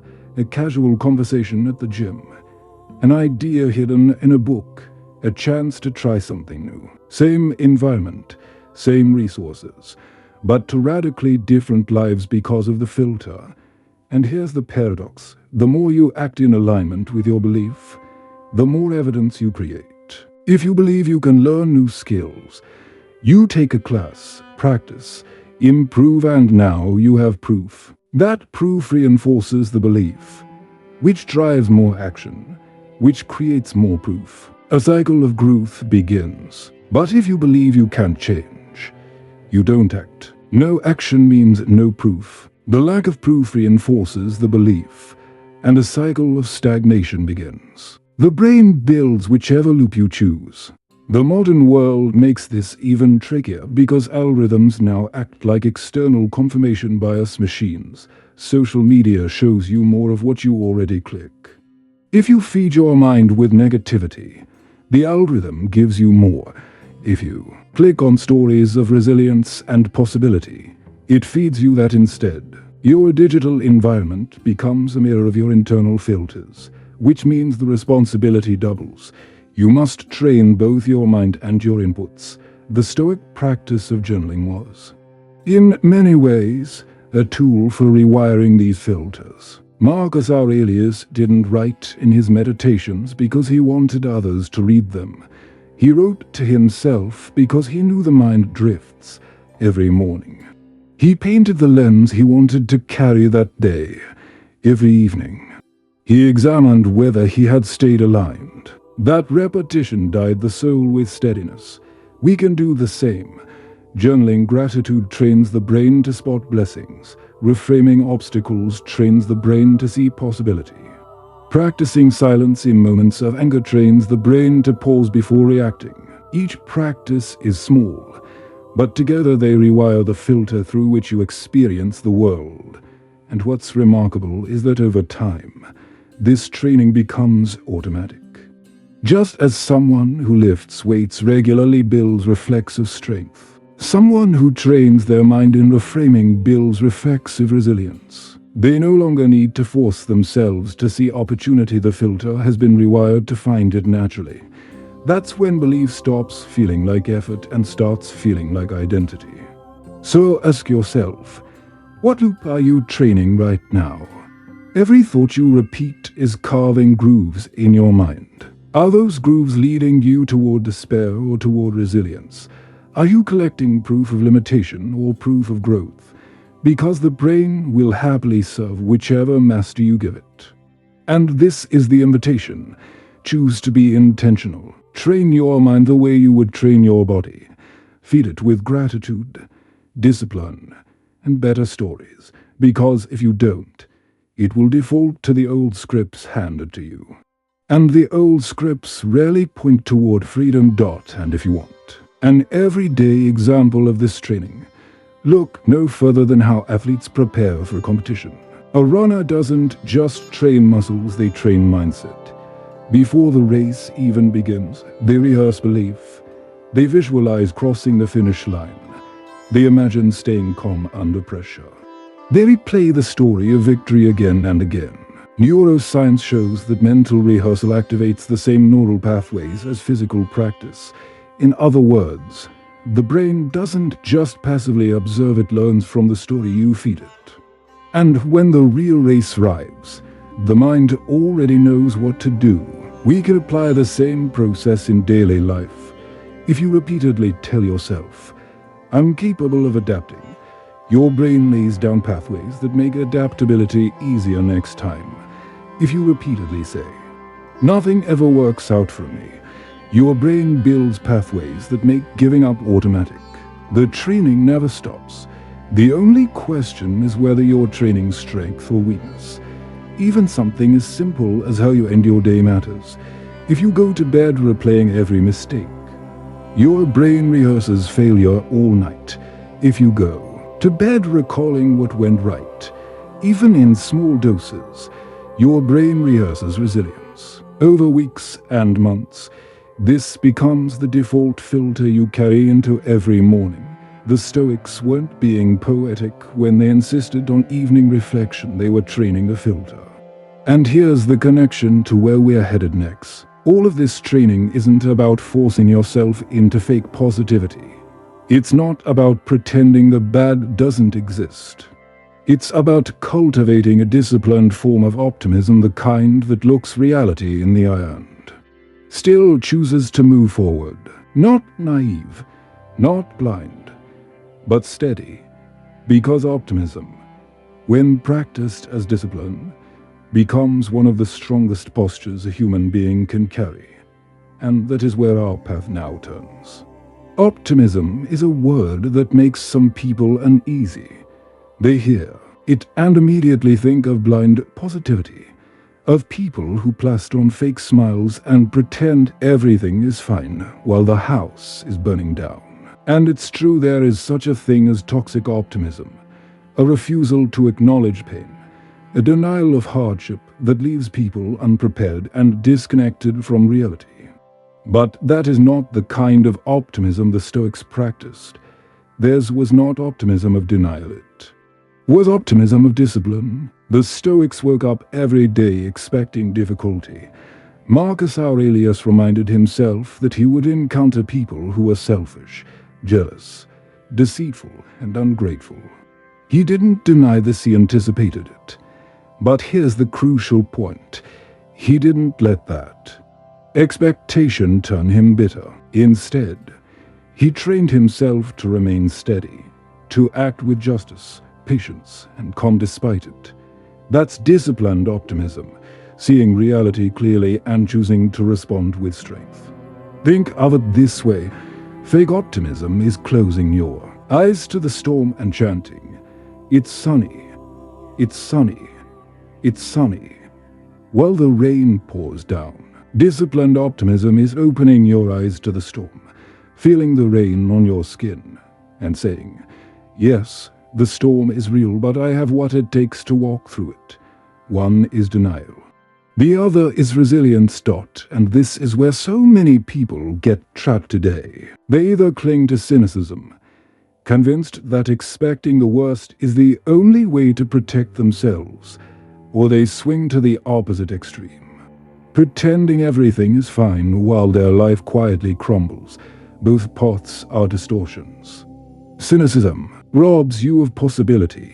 Fake optimism robs you of preparation. Only disciplined optimism keeps you steady in the middle. This kind of optimism is not about mood, it's about muscle. It's something you train every day. When things go wrong, you don't collapse into despair or slap on a smile. You pause, breathe, and say, "This is difficult, but I can respond. This is painful, but it won't break me." That small shift doesn't erase the challenge, but it changes your posture within it. And posture, as we've already seen, changes everything. Let's ground this in real life. Picture someone going through financial hardship. Fake optimism says, "Everything's fine. I'll just ignore the bills and hope for the best." Cynicism says, "This is hopeless. I'll never recover."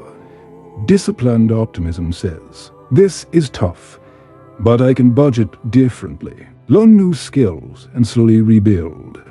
One path leads to collapse, another to stagnation, but the third leads to resilience.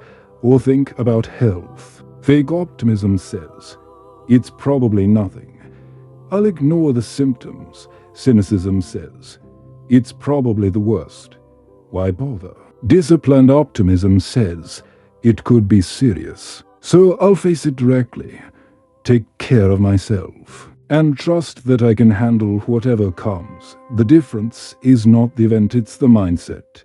The Stoics call this practice turning the obstacle into the way. When faced with hardship, they didn't say, "This is nothing." They said, "This is the material from which strength is made." Marcus Aurelius used the metaphor of fire. When obstacles are thrown into it, they are consumed and transformed into fuel. That's disciplined optimism. And notice how empowering this is. If optimism is just a mood, you're at the mercy of circumstances. Good day, you are hopeful. Bad day, you collapse. But if optimism is a discipline, it becomes independent of circumstance. You don't need everything to go your way to stay steady. You simply need to keep practicing the posture of resilience. This is why optimism as discipline is not weakness, it's strength. Cynicism looks strong because it says, "I expect nothing. I can't be disappointed." But in truth, it's fragile. It collapses under the weight of its own hopelessness. Fake optimism looks strong because it seems cheerful, but it's brittle. The first real storm shatters it. Only disciplined optimism endures, because it has been trained for storms. It doesn't need everything to be easy. It knows how to walk in the rain. Now think about how this plays out in your own life. When was the last time you faced something you thought would break you, but didn't? Maybe it was a breakup, a failure, a financial struggle, a loss. At the time, you thought you couldn't handle it. And yet, here you are. That memory is proof. Proof that you can endure more than you imagine. Proof that disciplined optimism isn't fantasy, it's built on evidence of survival. The challenge is to remember that evidence the next time hardship comes. To say, "I have been here before, and I'm still standing." This is not the end, it's another chance to practice resilience. That's the voice of disciplined optimism. Not everything will magically be fine, but I have what it takes to face this. And when you carry that voice long enough, People notice. They feel it in your presence. They see that you don't collapse under pressure, and they begin to steady themselves in your steadiness. Your optimism becomes a shelter for others, not because you're pretending things are easy, but because you embody the truth that difficulty doesn't have to destroy us. So the next time someone dismisses optimism as naive, remember, there are two kinds. The naive version that pretends problems don't exist, and the disciplined version that acknowledges problems and still chooses to move forward. The first is fragile, the second is unshakable, and the Stoics, without question, lived the second. Most people are waiting for a confidence before they act. They wait until they feel ready to start the business, ready to change careers, ready to speak up, ready to love again. But here's the paradox. Confidence doesn't come first. Action does. Confidence is not a prerequisite, it's a byproduct. It's born after you move, not before. Think about a child learning to walk. Do they wait until they feel confident? Of course not. They stumble, they fall, they try again. And with each attempt, their body learns, their balance improves, and their confidence grows. Adults are no different. We just forget the order. We tell ourselves, I'll act once I feel ready. But the truth is you'll never feel ready until you act. This is why so many dreams never leave the ground. People spend years preparing, researching, imagining anything to avoid the terrifying moment of stepping forward without certainty. They believe they're being cautious, but in reality they're stuck in the waiting room of life, watching opportunities pass them by. The Stoics would call this procrastination in disguise. You don't need more certainty, you need the courage to move without it. Seneca reminded us that it is not because things are difficult that we do not dare, but because we do not dare that they are difficult. In other words, waiting makes the mountain grow taller in your mind. The more you hesitate, the heavier the weight becomes, until the very thought of acting feels unbearable. But the moment you take a small step, you realize the mountain was climbable all along.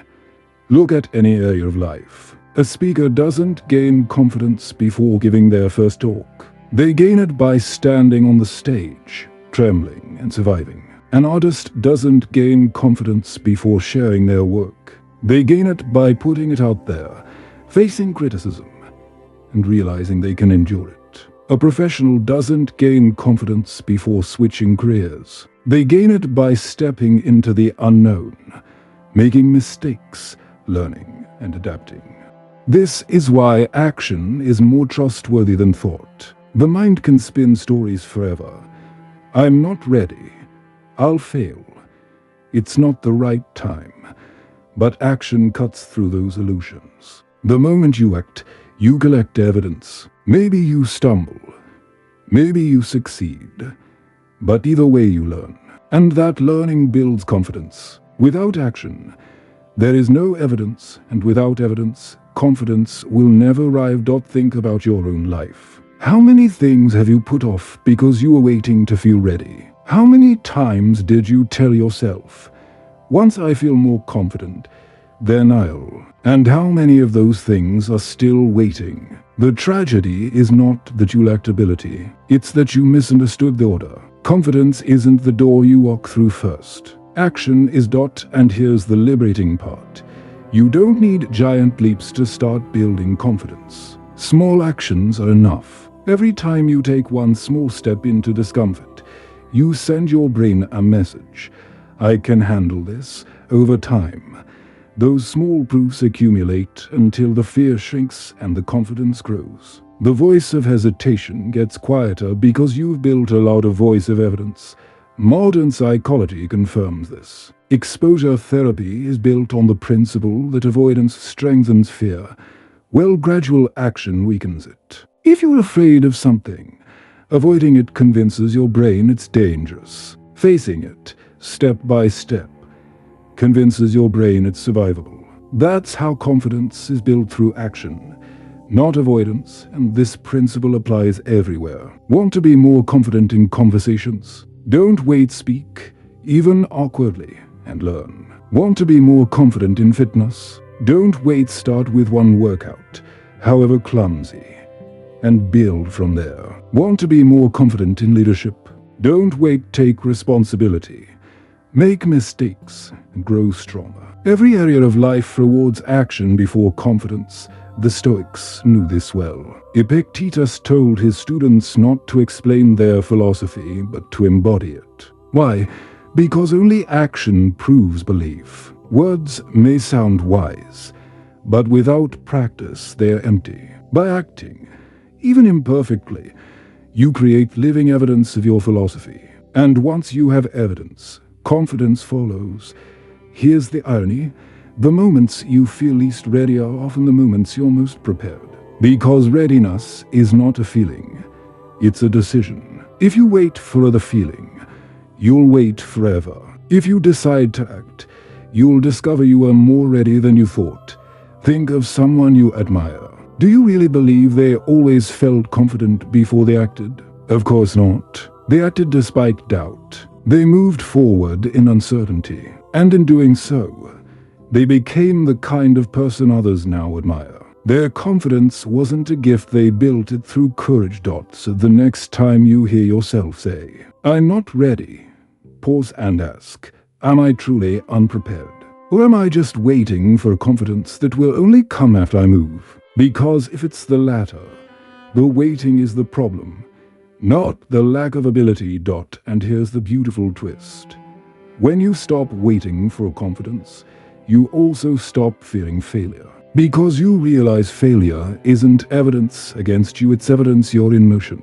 Every stumble is proof you dared, and every proof you dared adds to the foundation of confidence. Slowly, what once felt terrifying becomes routine. What once paralyzed you becomes second nature. This is why confidence is not the spark that ignites action, it's the fire that follows. You don't begin with it, you earn it. And you earn it only by stepping into the unknown before you feel ready. And if you want undeniable proof of this principle, just look at your own past victories. Think back to the first time you did something that scared you, maybe speaking in public, maybe moving to a new city, maybe confronting someone you once thought untouchable. You didn't feel confident before you did it. You acted anyway, heart racing, palms sweating, knees trembling. But once it was over, confidence bloomed. That memory is still inside you. It's living evidence that confidence follows action. The mistake is forgetting it. We often underestimate how much courage we've already shown. The problem is, we remember fear more vividly than triumph. The brain has a negativity bias. It clings to the moments we felt inadequate and quickly forgets the moments we proved ourselves. That's why deliberate reflection is so important. If you don't remind yourself of your past courage, you'll keep believing you don't have any. But if you revisit those memories regularly, you build a library of proof. I've done hard things before. I can do them again. This is exactly why journaling was so central for the Stoics. Marcus Aurelius wrote to himself not to sound profound, but to remind his own mind of truths it kept forgetting. Each entry was a record of resilience, a note to self saying, "You faced this before, you can face it again." That's how you strengthen the cycle. Every action creates evidence. Every piece of evidence reinforces belief. Every belief fuels more action. Over time, the cycle of hesitation is replaced by a cycle of momentum. And once you build momentum, something extraordinary happens. Fear loses its grip. The things that once paralyzed you become ordinary. The mountain shrinks because you've climbed it enough times to know the path. What was once terrifying is now routine. And this is the secret behind the most confident people you know. They're not fearless. They're practiced. They've taken so many actions without certainty that their brain has learned, I can survive this.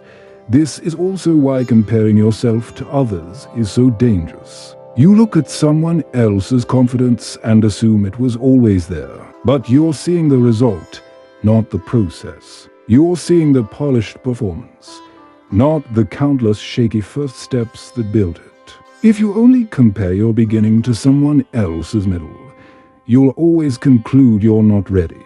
But if you understood their process, you'd see they were once as unsteady as you. The difference is they acted anyway. So let's bring this closer to daily life. Imagine two people both dreaming of writing a book. One waits until they feel confident, and years later, they're still waiting. The other begins writing messy pages, unsure and imperfect. Each page builds proof. Each proof builds confidence. A year later, one has a manuscript, the other has an excuse. And the gap between them isn't talent, it's action. Or think about fitness. One person waits until they feel confident enough to walk into a gym. Another just goes, awkward and uncertain. After a few weeks, the gym no longer feels intimidating. After a few months, their body has changed. After a year, their confidence has transformed. Again, not because they started confident, but because they didn't wait to be. The lesson here is simple but life-changing. Don't wait for a confidence to act. Act to build confidence. And the more you repeat this, the more natural it becomes. Eventually, you'll stop asking, "Am I ready?" and start saying, "I'll become ready by starting."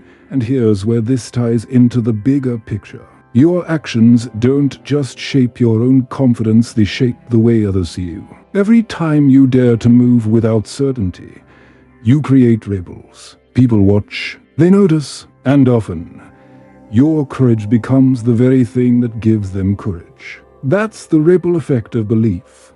And it's the natural extension of everything we've been building so far. Belief is not contained within you. It doesn't stay hidden in the quiet corners of your mind. Whether you realize it or not, it radiates outward. It shows in your tone, in your posture, in your choices, in the way you look at the world. And the people around you, consciously or unconsciously, pick it up. This is the ripple effect of belief. Think about someone who walks into a room already defeated. Their shoulders are slumped, their eyes avoid contact, their words are hesitant. They don't need to say, "I don't believe in myself." Everyone can feel it. Now think about someone who enters with steady presence. They may not be loud or flashy, but their conviction is obvious. People instinctively trust them more, follow their lead, even borrow courage from their steadiness. The difference between the two is invisible, but it's also unmistakable. Neuroscience explains this through mirror neurons, the cells in our brain that fire not only when we act, but when we see someone else act. When you see someone panic, your own nervous system mirrors it. When you see someone calm, you feel calmer. This is why belief is contagious. Your inner posture doesn't just shape your experience, it shapes the atmosphere around you.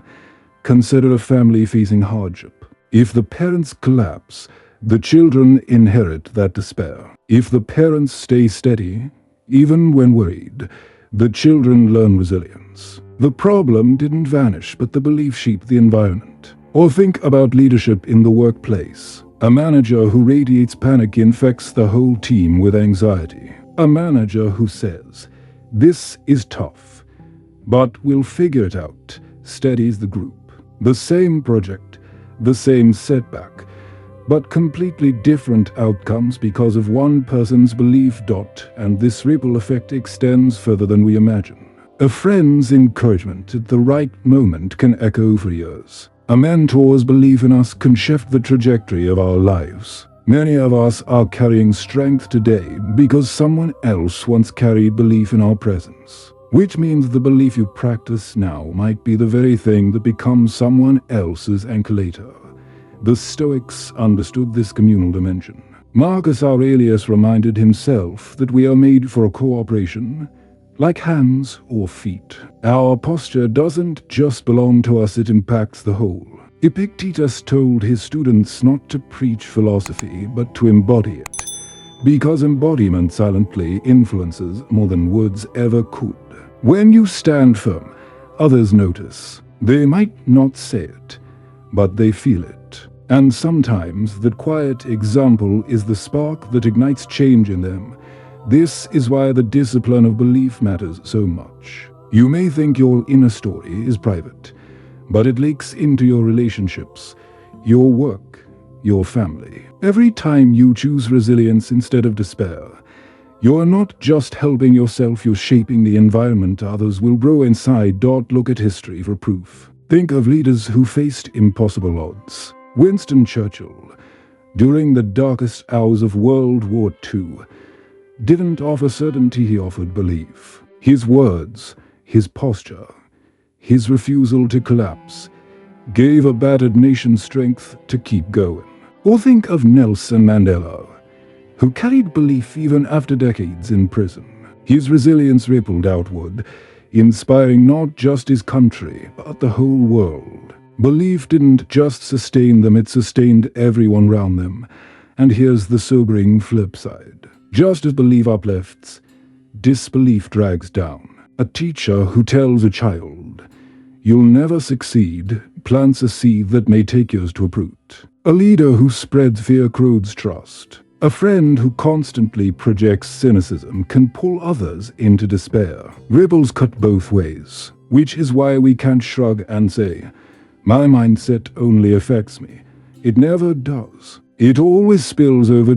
So pause for a moment and consider the ripples you're creating right now. In your family, are you radiating steadiness or anxiety? In your workplace, are you fueling possibility or spreading doubt? Among your friends, are you offering encouragement or reinforcing cynicism? Because every choice you make about your belief doesn't stop with you.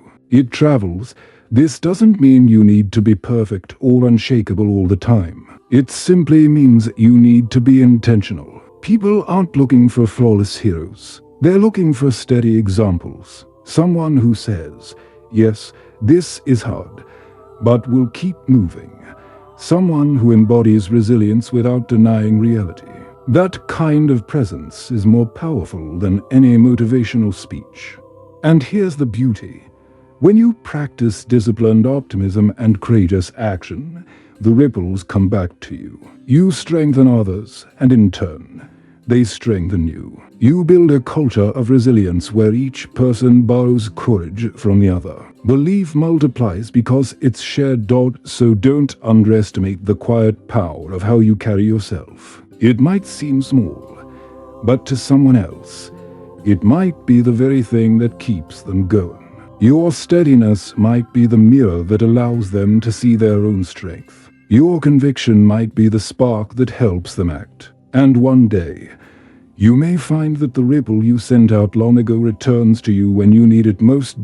Because in the end, belief isn't just about shaping your own life. It's about shaping the world you touch. And every ripple you create is proof that living as if everything works out for you isn't just a private discipline. It's a public gift.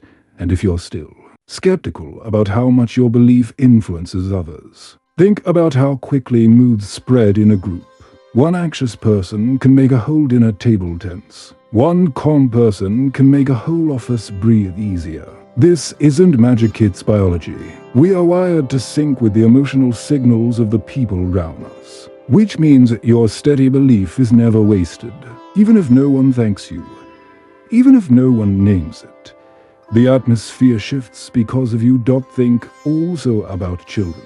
They rarely remember the exact words parents said, but they always remember the tone, the presence, the atmosphere in the home. If you live with constant despair, they absorb despair. If you live with quiet strength, they absorb strength. That becomes the story they carry forward, the lens through which they see their own lives. And so your discipline becomes their inheritance.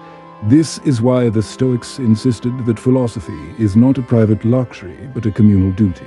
When you train yourself to carry belief, you are not just helping yourself survive, you're teaching others how to survive too.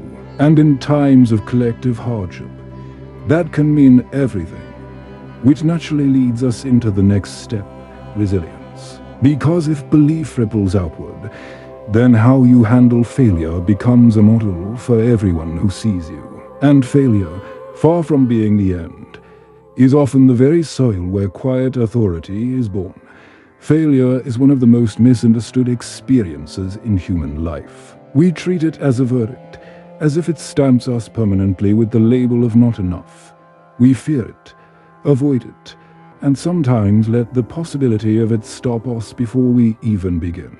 But the truth is that failure is not the opposite of success. It is the raw material from which success is built. And resilience is the art of transforming that raw material into strength. The Stoics knew this intimately. Seneca said, "Difficulties strengthen the mind, as labor strengthens the body." Marcus Aurelius wrote that the obstacle is not something to fear, but the very thing that becomes the way forward. These weren't abstract ideas to them, they were survival strategies. They lived in times of war, betrayal, exile, and loss. To them, failure was not a shameful mark, but a teacher.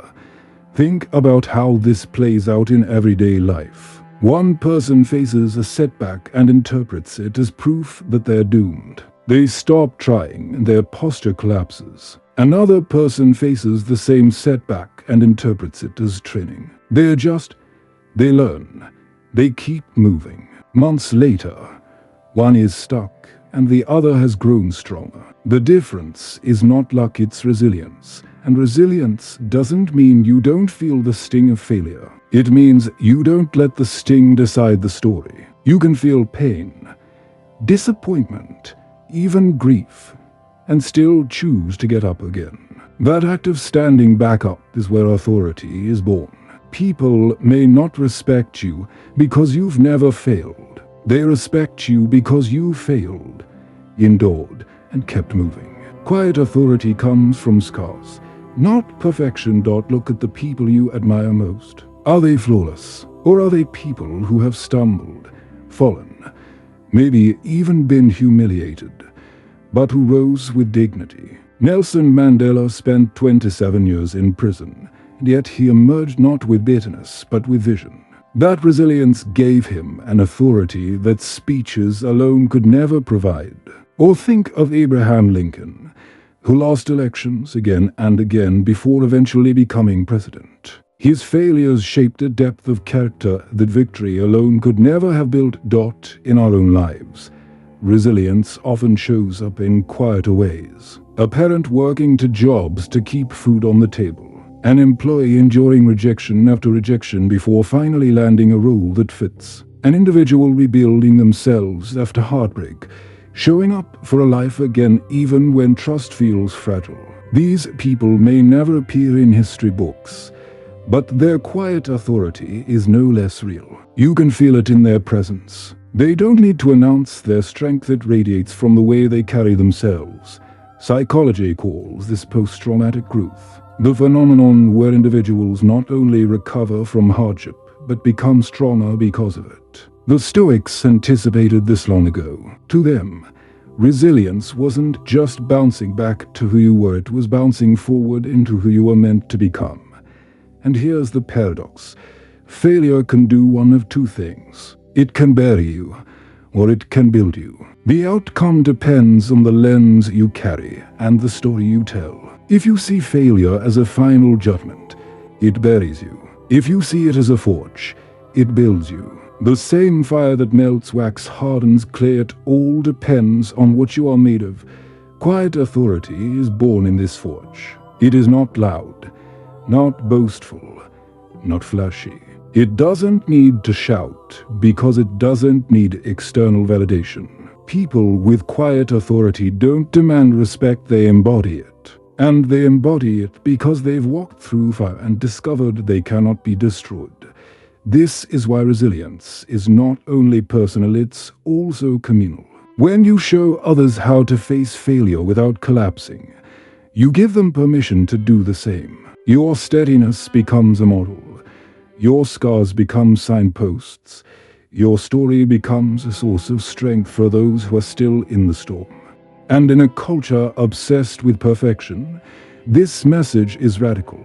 Social media tempts us to curate flawless images, to hide our failures, to present only victories. But that facade is fragile. What truly inspires people is not perfection, but resilience. Not a life without scars, but a life that turns scars into wisdom.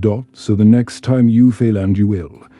Because we all do remember, the failure itself does not define you. Your response does. If you get up, if you learn, if you carry yourself with quiet steadiness, you will discover a kind of authority no title or accolade could ever give. And here's the key. Resilience is built in the small choices long before the big trials come. Each time you choose to try again after a minor setback, you are training your capacity for larger storms. Each time you face discomfort instead of avoiding it, you're rehearsing for the day life demands more of you. By the time the big challenges arrive, resilience isn't something you wish for, it's something you've practiced into existence. So ask yourself, how do you currently interpret failure? Do you treat it as a full stop, or as a comma in a longer sentence? Do you let it silence you, or do you let it shape you? Because failure will visit you either way. The only choice you have is whether it will weaken you or forge you into quiet authority. And if you want to see resilience in its purest form, look at the everyday heroes around you. The single mother who wakes before dawn, holds to jobs, and still finds time to nurture her children. The immigrant who starts over in a foreign country, stumbling over a new language but refusing to give up until they build a new life. The worker who is laid off in midlife and chooses not despair but reinvention, carving a new career in a world that told them they were too old to try. None of these people was spared failure, but all of them chose resilience, and in doing so, they carry a quiet authority that no resume could ever capture. Modern psychology now recognizes what the Stoics always knew. Resilience is not rare, it is human. Studies of trauma survivors show that many people not only recover, but also report greater appreciation for life, deeper relationships, and stronger personal strength afterward. This phenomenon post-traumatic growth reminds us that hardship does not only wound, it can also awaken. But it only awakens if we let it. If we interpret the trial not as evidence of doom, but as a forge of strength. And here's the part we often overlook. Resilience doesn't need an audience. True resilience is not about proving others wrong. It's about proving to yourself that you can endure. Quiet authority grows when you no longer need to convince anyone of your strength. You simply embody it. People feel it not because you announce it, but because your presence carries the weight of someone who has walked through fire and survived. Contrast this with the fragile bravado we often see online, people shouting about their success, trying to mask insecurity with volume. That is not authority, it's performance. Real authority is silent. It doesn't need validation because it is rooted in lived experience. And this silence has a power of its own. It calms others, it reassures. It says without words, if I can endure, you can too. So the next time you stumble, instead of asking, why me? Try asking, what is this teaching me? That small change of question is the seed of resilience. And each time you ask it, you strengthen the muscle that will carry you through the next storm. Over time, the habit becomes second nature. You no longer collapse under failure, you rise with it. This is why the Stoics constantly reminded themselves that difficulty is not an interruption of life, but part of it. Marcus Aurelius did not hope for a life without obstacles. He trained for a life where obstacles became fuel. And that is the challenge for us today, to stop seeing failure as shame and start seeing it as the curriculum of growth. Because resilience is not only about recovery, it's about transformation. It is the bridge between failure and quiet authority. And once you cross that bridge enough times, you realize something profound. Failure is not your enemy. It is your teacher, your forge, the fire in which your truest strength is revealed. One of the greatest mistakes we make is waiting for others to confirm our worth. We wait for applause, for recognition, for someone else to say, "Yes, you're good enough. Yes, you're ready." And while we wait, life passes by.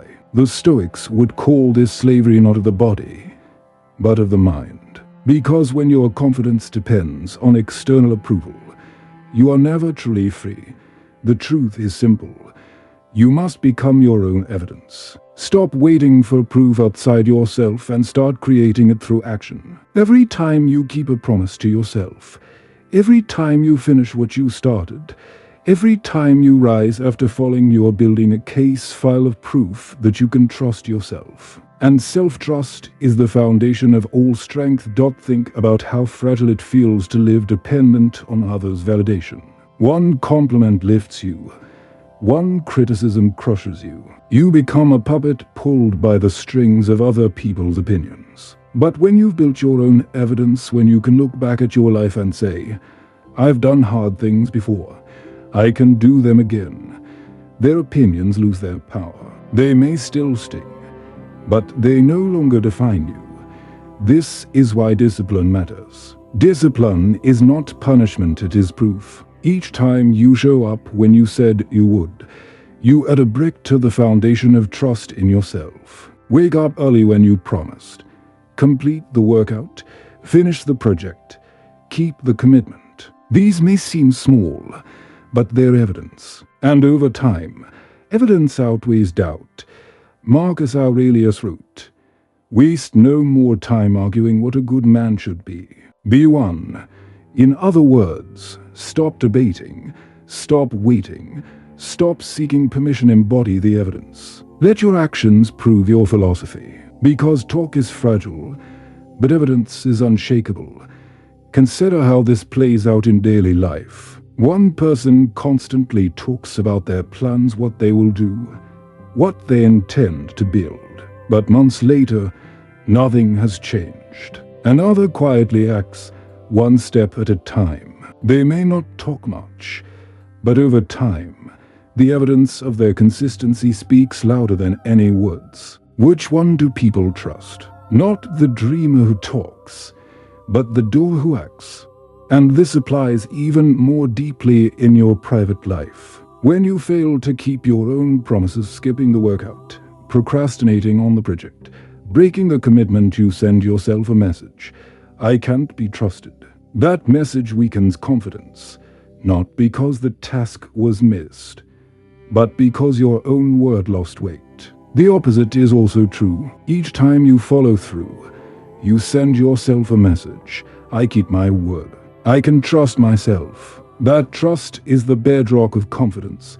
Modern psychology calls this self-efficacy, the belief in your own ability to influence outcomes. People with high self-efficacy approach challenges as tasks to be mastered. People with low self-efficacy avoid them, convinced they are beyond reach. The difference isn't talent, it's evidence. Those with self-efficacy have accumulated proof from past actions that they can endure and adapt. And here's the liberating part. You don't need anyone else to give you that proof. You can create it, one small act at a time. Confidence built this way is unshakable because it's not borrowed, it's earned. No one can take it from you because no one gave it to you.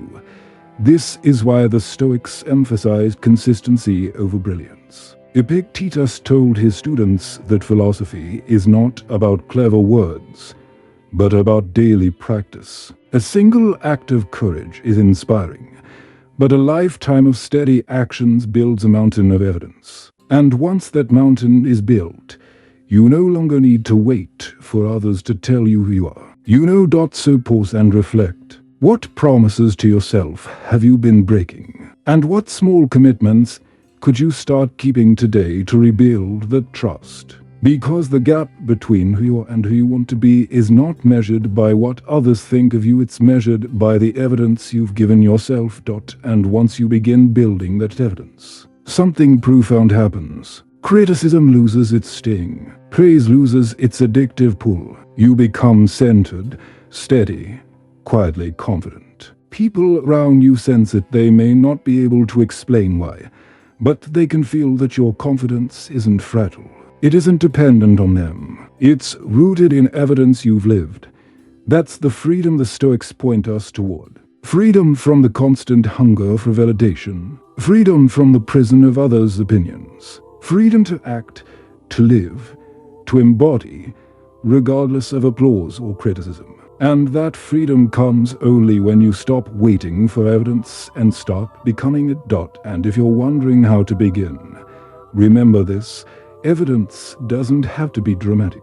It doesn't have to be a grand victory or a once-in-a-lifetime achievement. It can be as simple as choosing not to hit snooze, as simple as finishing the chapter you said you would read, as simple as showing up when it would have been easier to quit. These small acts accumulate. They are deposits into the bank of self-trust. And every deposit makes you wealthier in confidence.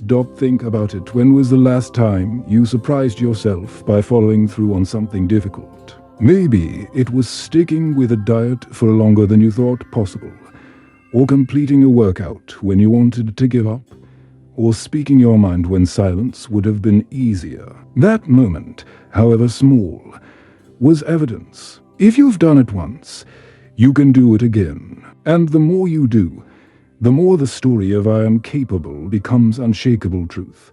This is also why comparing yourself to others is such a trap. Their evidence is not yours. Their story is not yours. You can't borrow their proof. You must build your own. And once you do, you will no longer need to measure yourself against them. You will have your own library of resilience to draw from.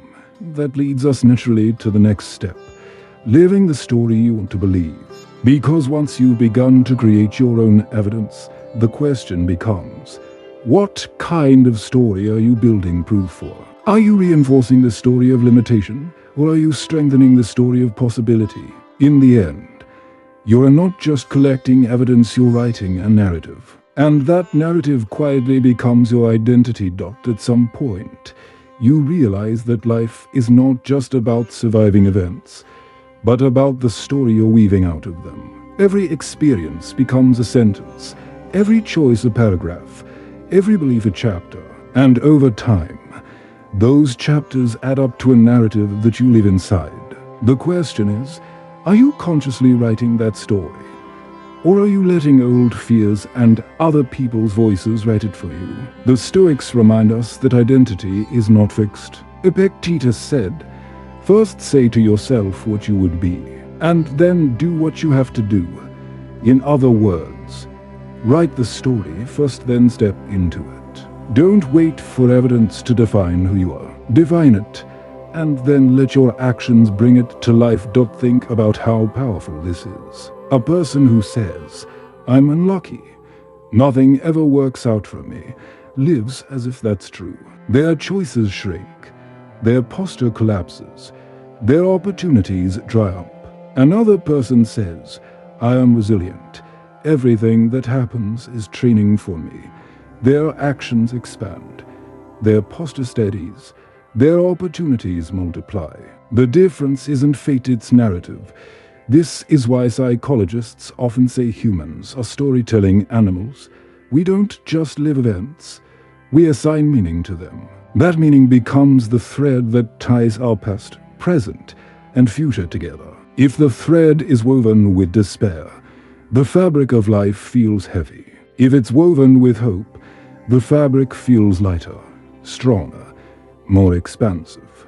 And here's the part we often overlook. You don't have to wait for external validation to choose a better story. You can live it now, even before it feels fully true. Aristotle said, "Hope is a waking dream." Living the story you want to believe is exactly that, acting as if the dream is already in motion. Not as fantasy, but as practice. Consider a person who wants to be healthier. If they wait until they feel like an athlete before they start exercising, they'll never begin. But if they live the story now, showing up to the gym, making choices aligned with that story, the identity of athlete slowly becomes reality. The story shapes the action, and the action shapes the story. Or think of someone who longs to be a writer. If they wait until they feel like an author, the blank page will paralyze them. But if they begin writing every day, even in small amounts, they are already living the story. And in time, that story will not only feel true, it will be true. This is the paradox. You don't wait until you believe fully to live the story. You live the story, and belief follows. Just like confidence comes after action, belief in your identity comes after embodiment. The story isn't something you discover, it's something you write. Of course, living a better story doesn't mean denying pain. It doesn't mean pretending that hardship doesn't exist. It means choosing to interpret hardship in a way that strengthens you instead of weakens you. The story you write might say, "Yes, I've been hurt, but I am not defined by wounds. Yes, I've failed, but I am not defined by failure. Yes, the future is uncertain, but I am not defined by fear." These choices of meaning transform the same events into different lives. Modern research on narrative therapy shows this clearly. When people are encouraged to reframe their life stories to see themselves not as passive victims, but as active agents, their resilience and mental health improve. Why? Because the story becomes a source of strength instead of a source of shame. And strength always shapes action. The Stoics would say the same. Marcus Aurelius constantly reminded himself that he was a guardian of reason, not a victim of circumstance. That identity gave him a script to live by. He didn't wait for the empire to calm down before he chose that story. He lived it in the chaos of plague and war. And because he lived it, it became true. So ask yourself, what story are you living right now? And what story to live instead? Because the gap between the two is bridged not by waiting, but by acting as if the new story is already unfolding. You might say, "But what if I don't believe it yet?" That's fine. Belief grows with repetition. You don't need to feel it perfectly in order to live it consistently. If you practice the story daily, eventually it stops feeling like a costume and starts feeling like skin. And here's the gift. Once you begin living the story you want to believe, you give others permission to do the same. Your courage to embody a better narrative becomes their courage too. Just as despair ripples outward, so does hope. The story you live can awaken new chapters in the lives of others. So don't wait for the perfect moment or for someone else to hand you the script. Take the pen, write the story, live it before you fully believe it. Because in time, belief will catch up. And when it does, you'll realize you were not just living a story, you were becoming it. So here we are, after walking through posture, stories, resilience, lenses, optimism, action, and belief. If there's one truth running through it all, it is this. You are never just reacting to life, you're always creating it. Through the lens you carry, the story you repeat, the posture you embody, and the actions you take. The question is not whether you are shaping your life, the question is how. The Stoics remind us that the world outside is uncertain, chaotic, often brutal. But the inner world, your beliefs, your stories, your choices remains yours. You may not control the storm, but you can control how you walk through it. You may not command the outcomes, but you can command your posture. And that is where true strength lies. And now, the invitation is simple but not easy.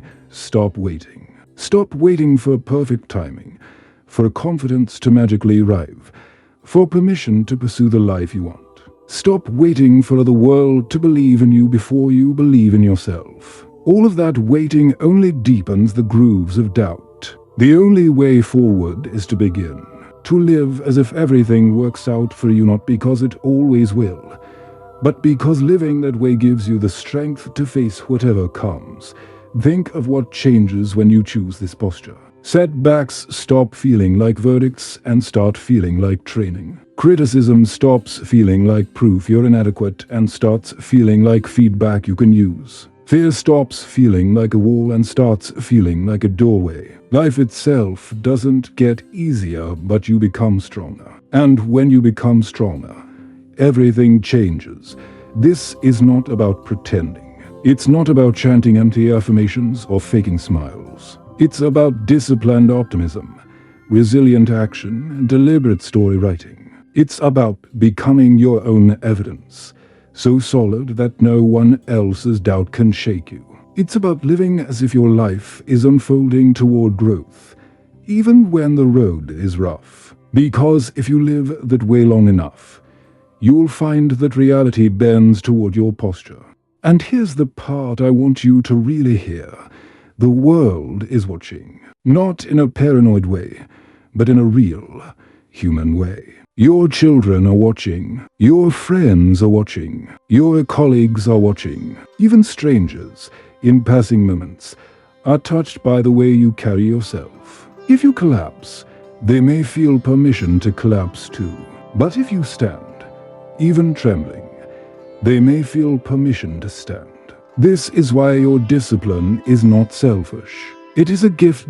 So what will you do now? Will you go back to waiting for proof, for permission, for confidence, or will you begin building evidence today?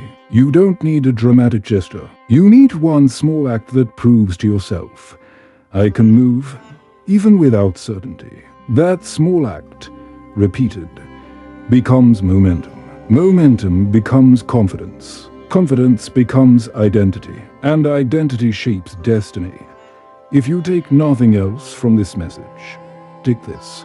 You don't need the world to believe in you. You need to believe in you. And belief is not a feeling, it's a practice. Practice it today. Practice it tomorrow. Practice it until it feels less like effort and more like nature. Because one day, you'll look back and realize you have become the kind of person you once thought was impossible. And when you do, the world will notice. Not because you shouted, not because you demanded recognition, but because your quiet authority will radiate. You will be the proof. You will be the evidence. You will be the living story of resilience, courage, and disciplined optimism. That is the Stoic path. Not escape from hardship, but strength within it. Not the absence of failure, but the transformation of it. Not waiting for a life to hand you peace, but choosing to build peace through how you live. So here's my call to you. Take the next step today. Don't wait for a confidence act. Don't wait for a certainty trust. Don't wait for a proof, become it. Choose the story you want to live and start embodying it right now, in the smallest ways. Because those small ways will grow. They will ripple. They will change you. And through you, they will change the world around you.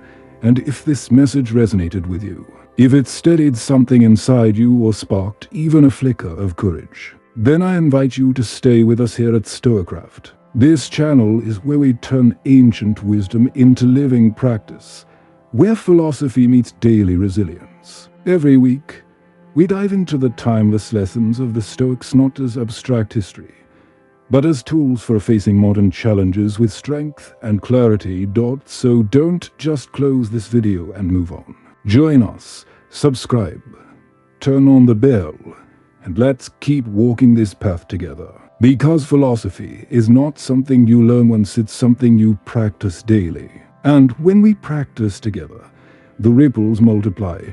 If you're ready to live as if everything works out for you, not in naive denial, but in disciplined resilience, then take this step with us. Hit subscribe, share this with someone who needs it, and most importantly, begin building your own evidence today. Because life is short, storms are certain, and waiting is a luxury you can't afford. But courage, posture, and belief, those are always within your reach. Take them, live them, and become the story you were meant to tell.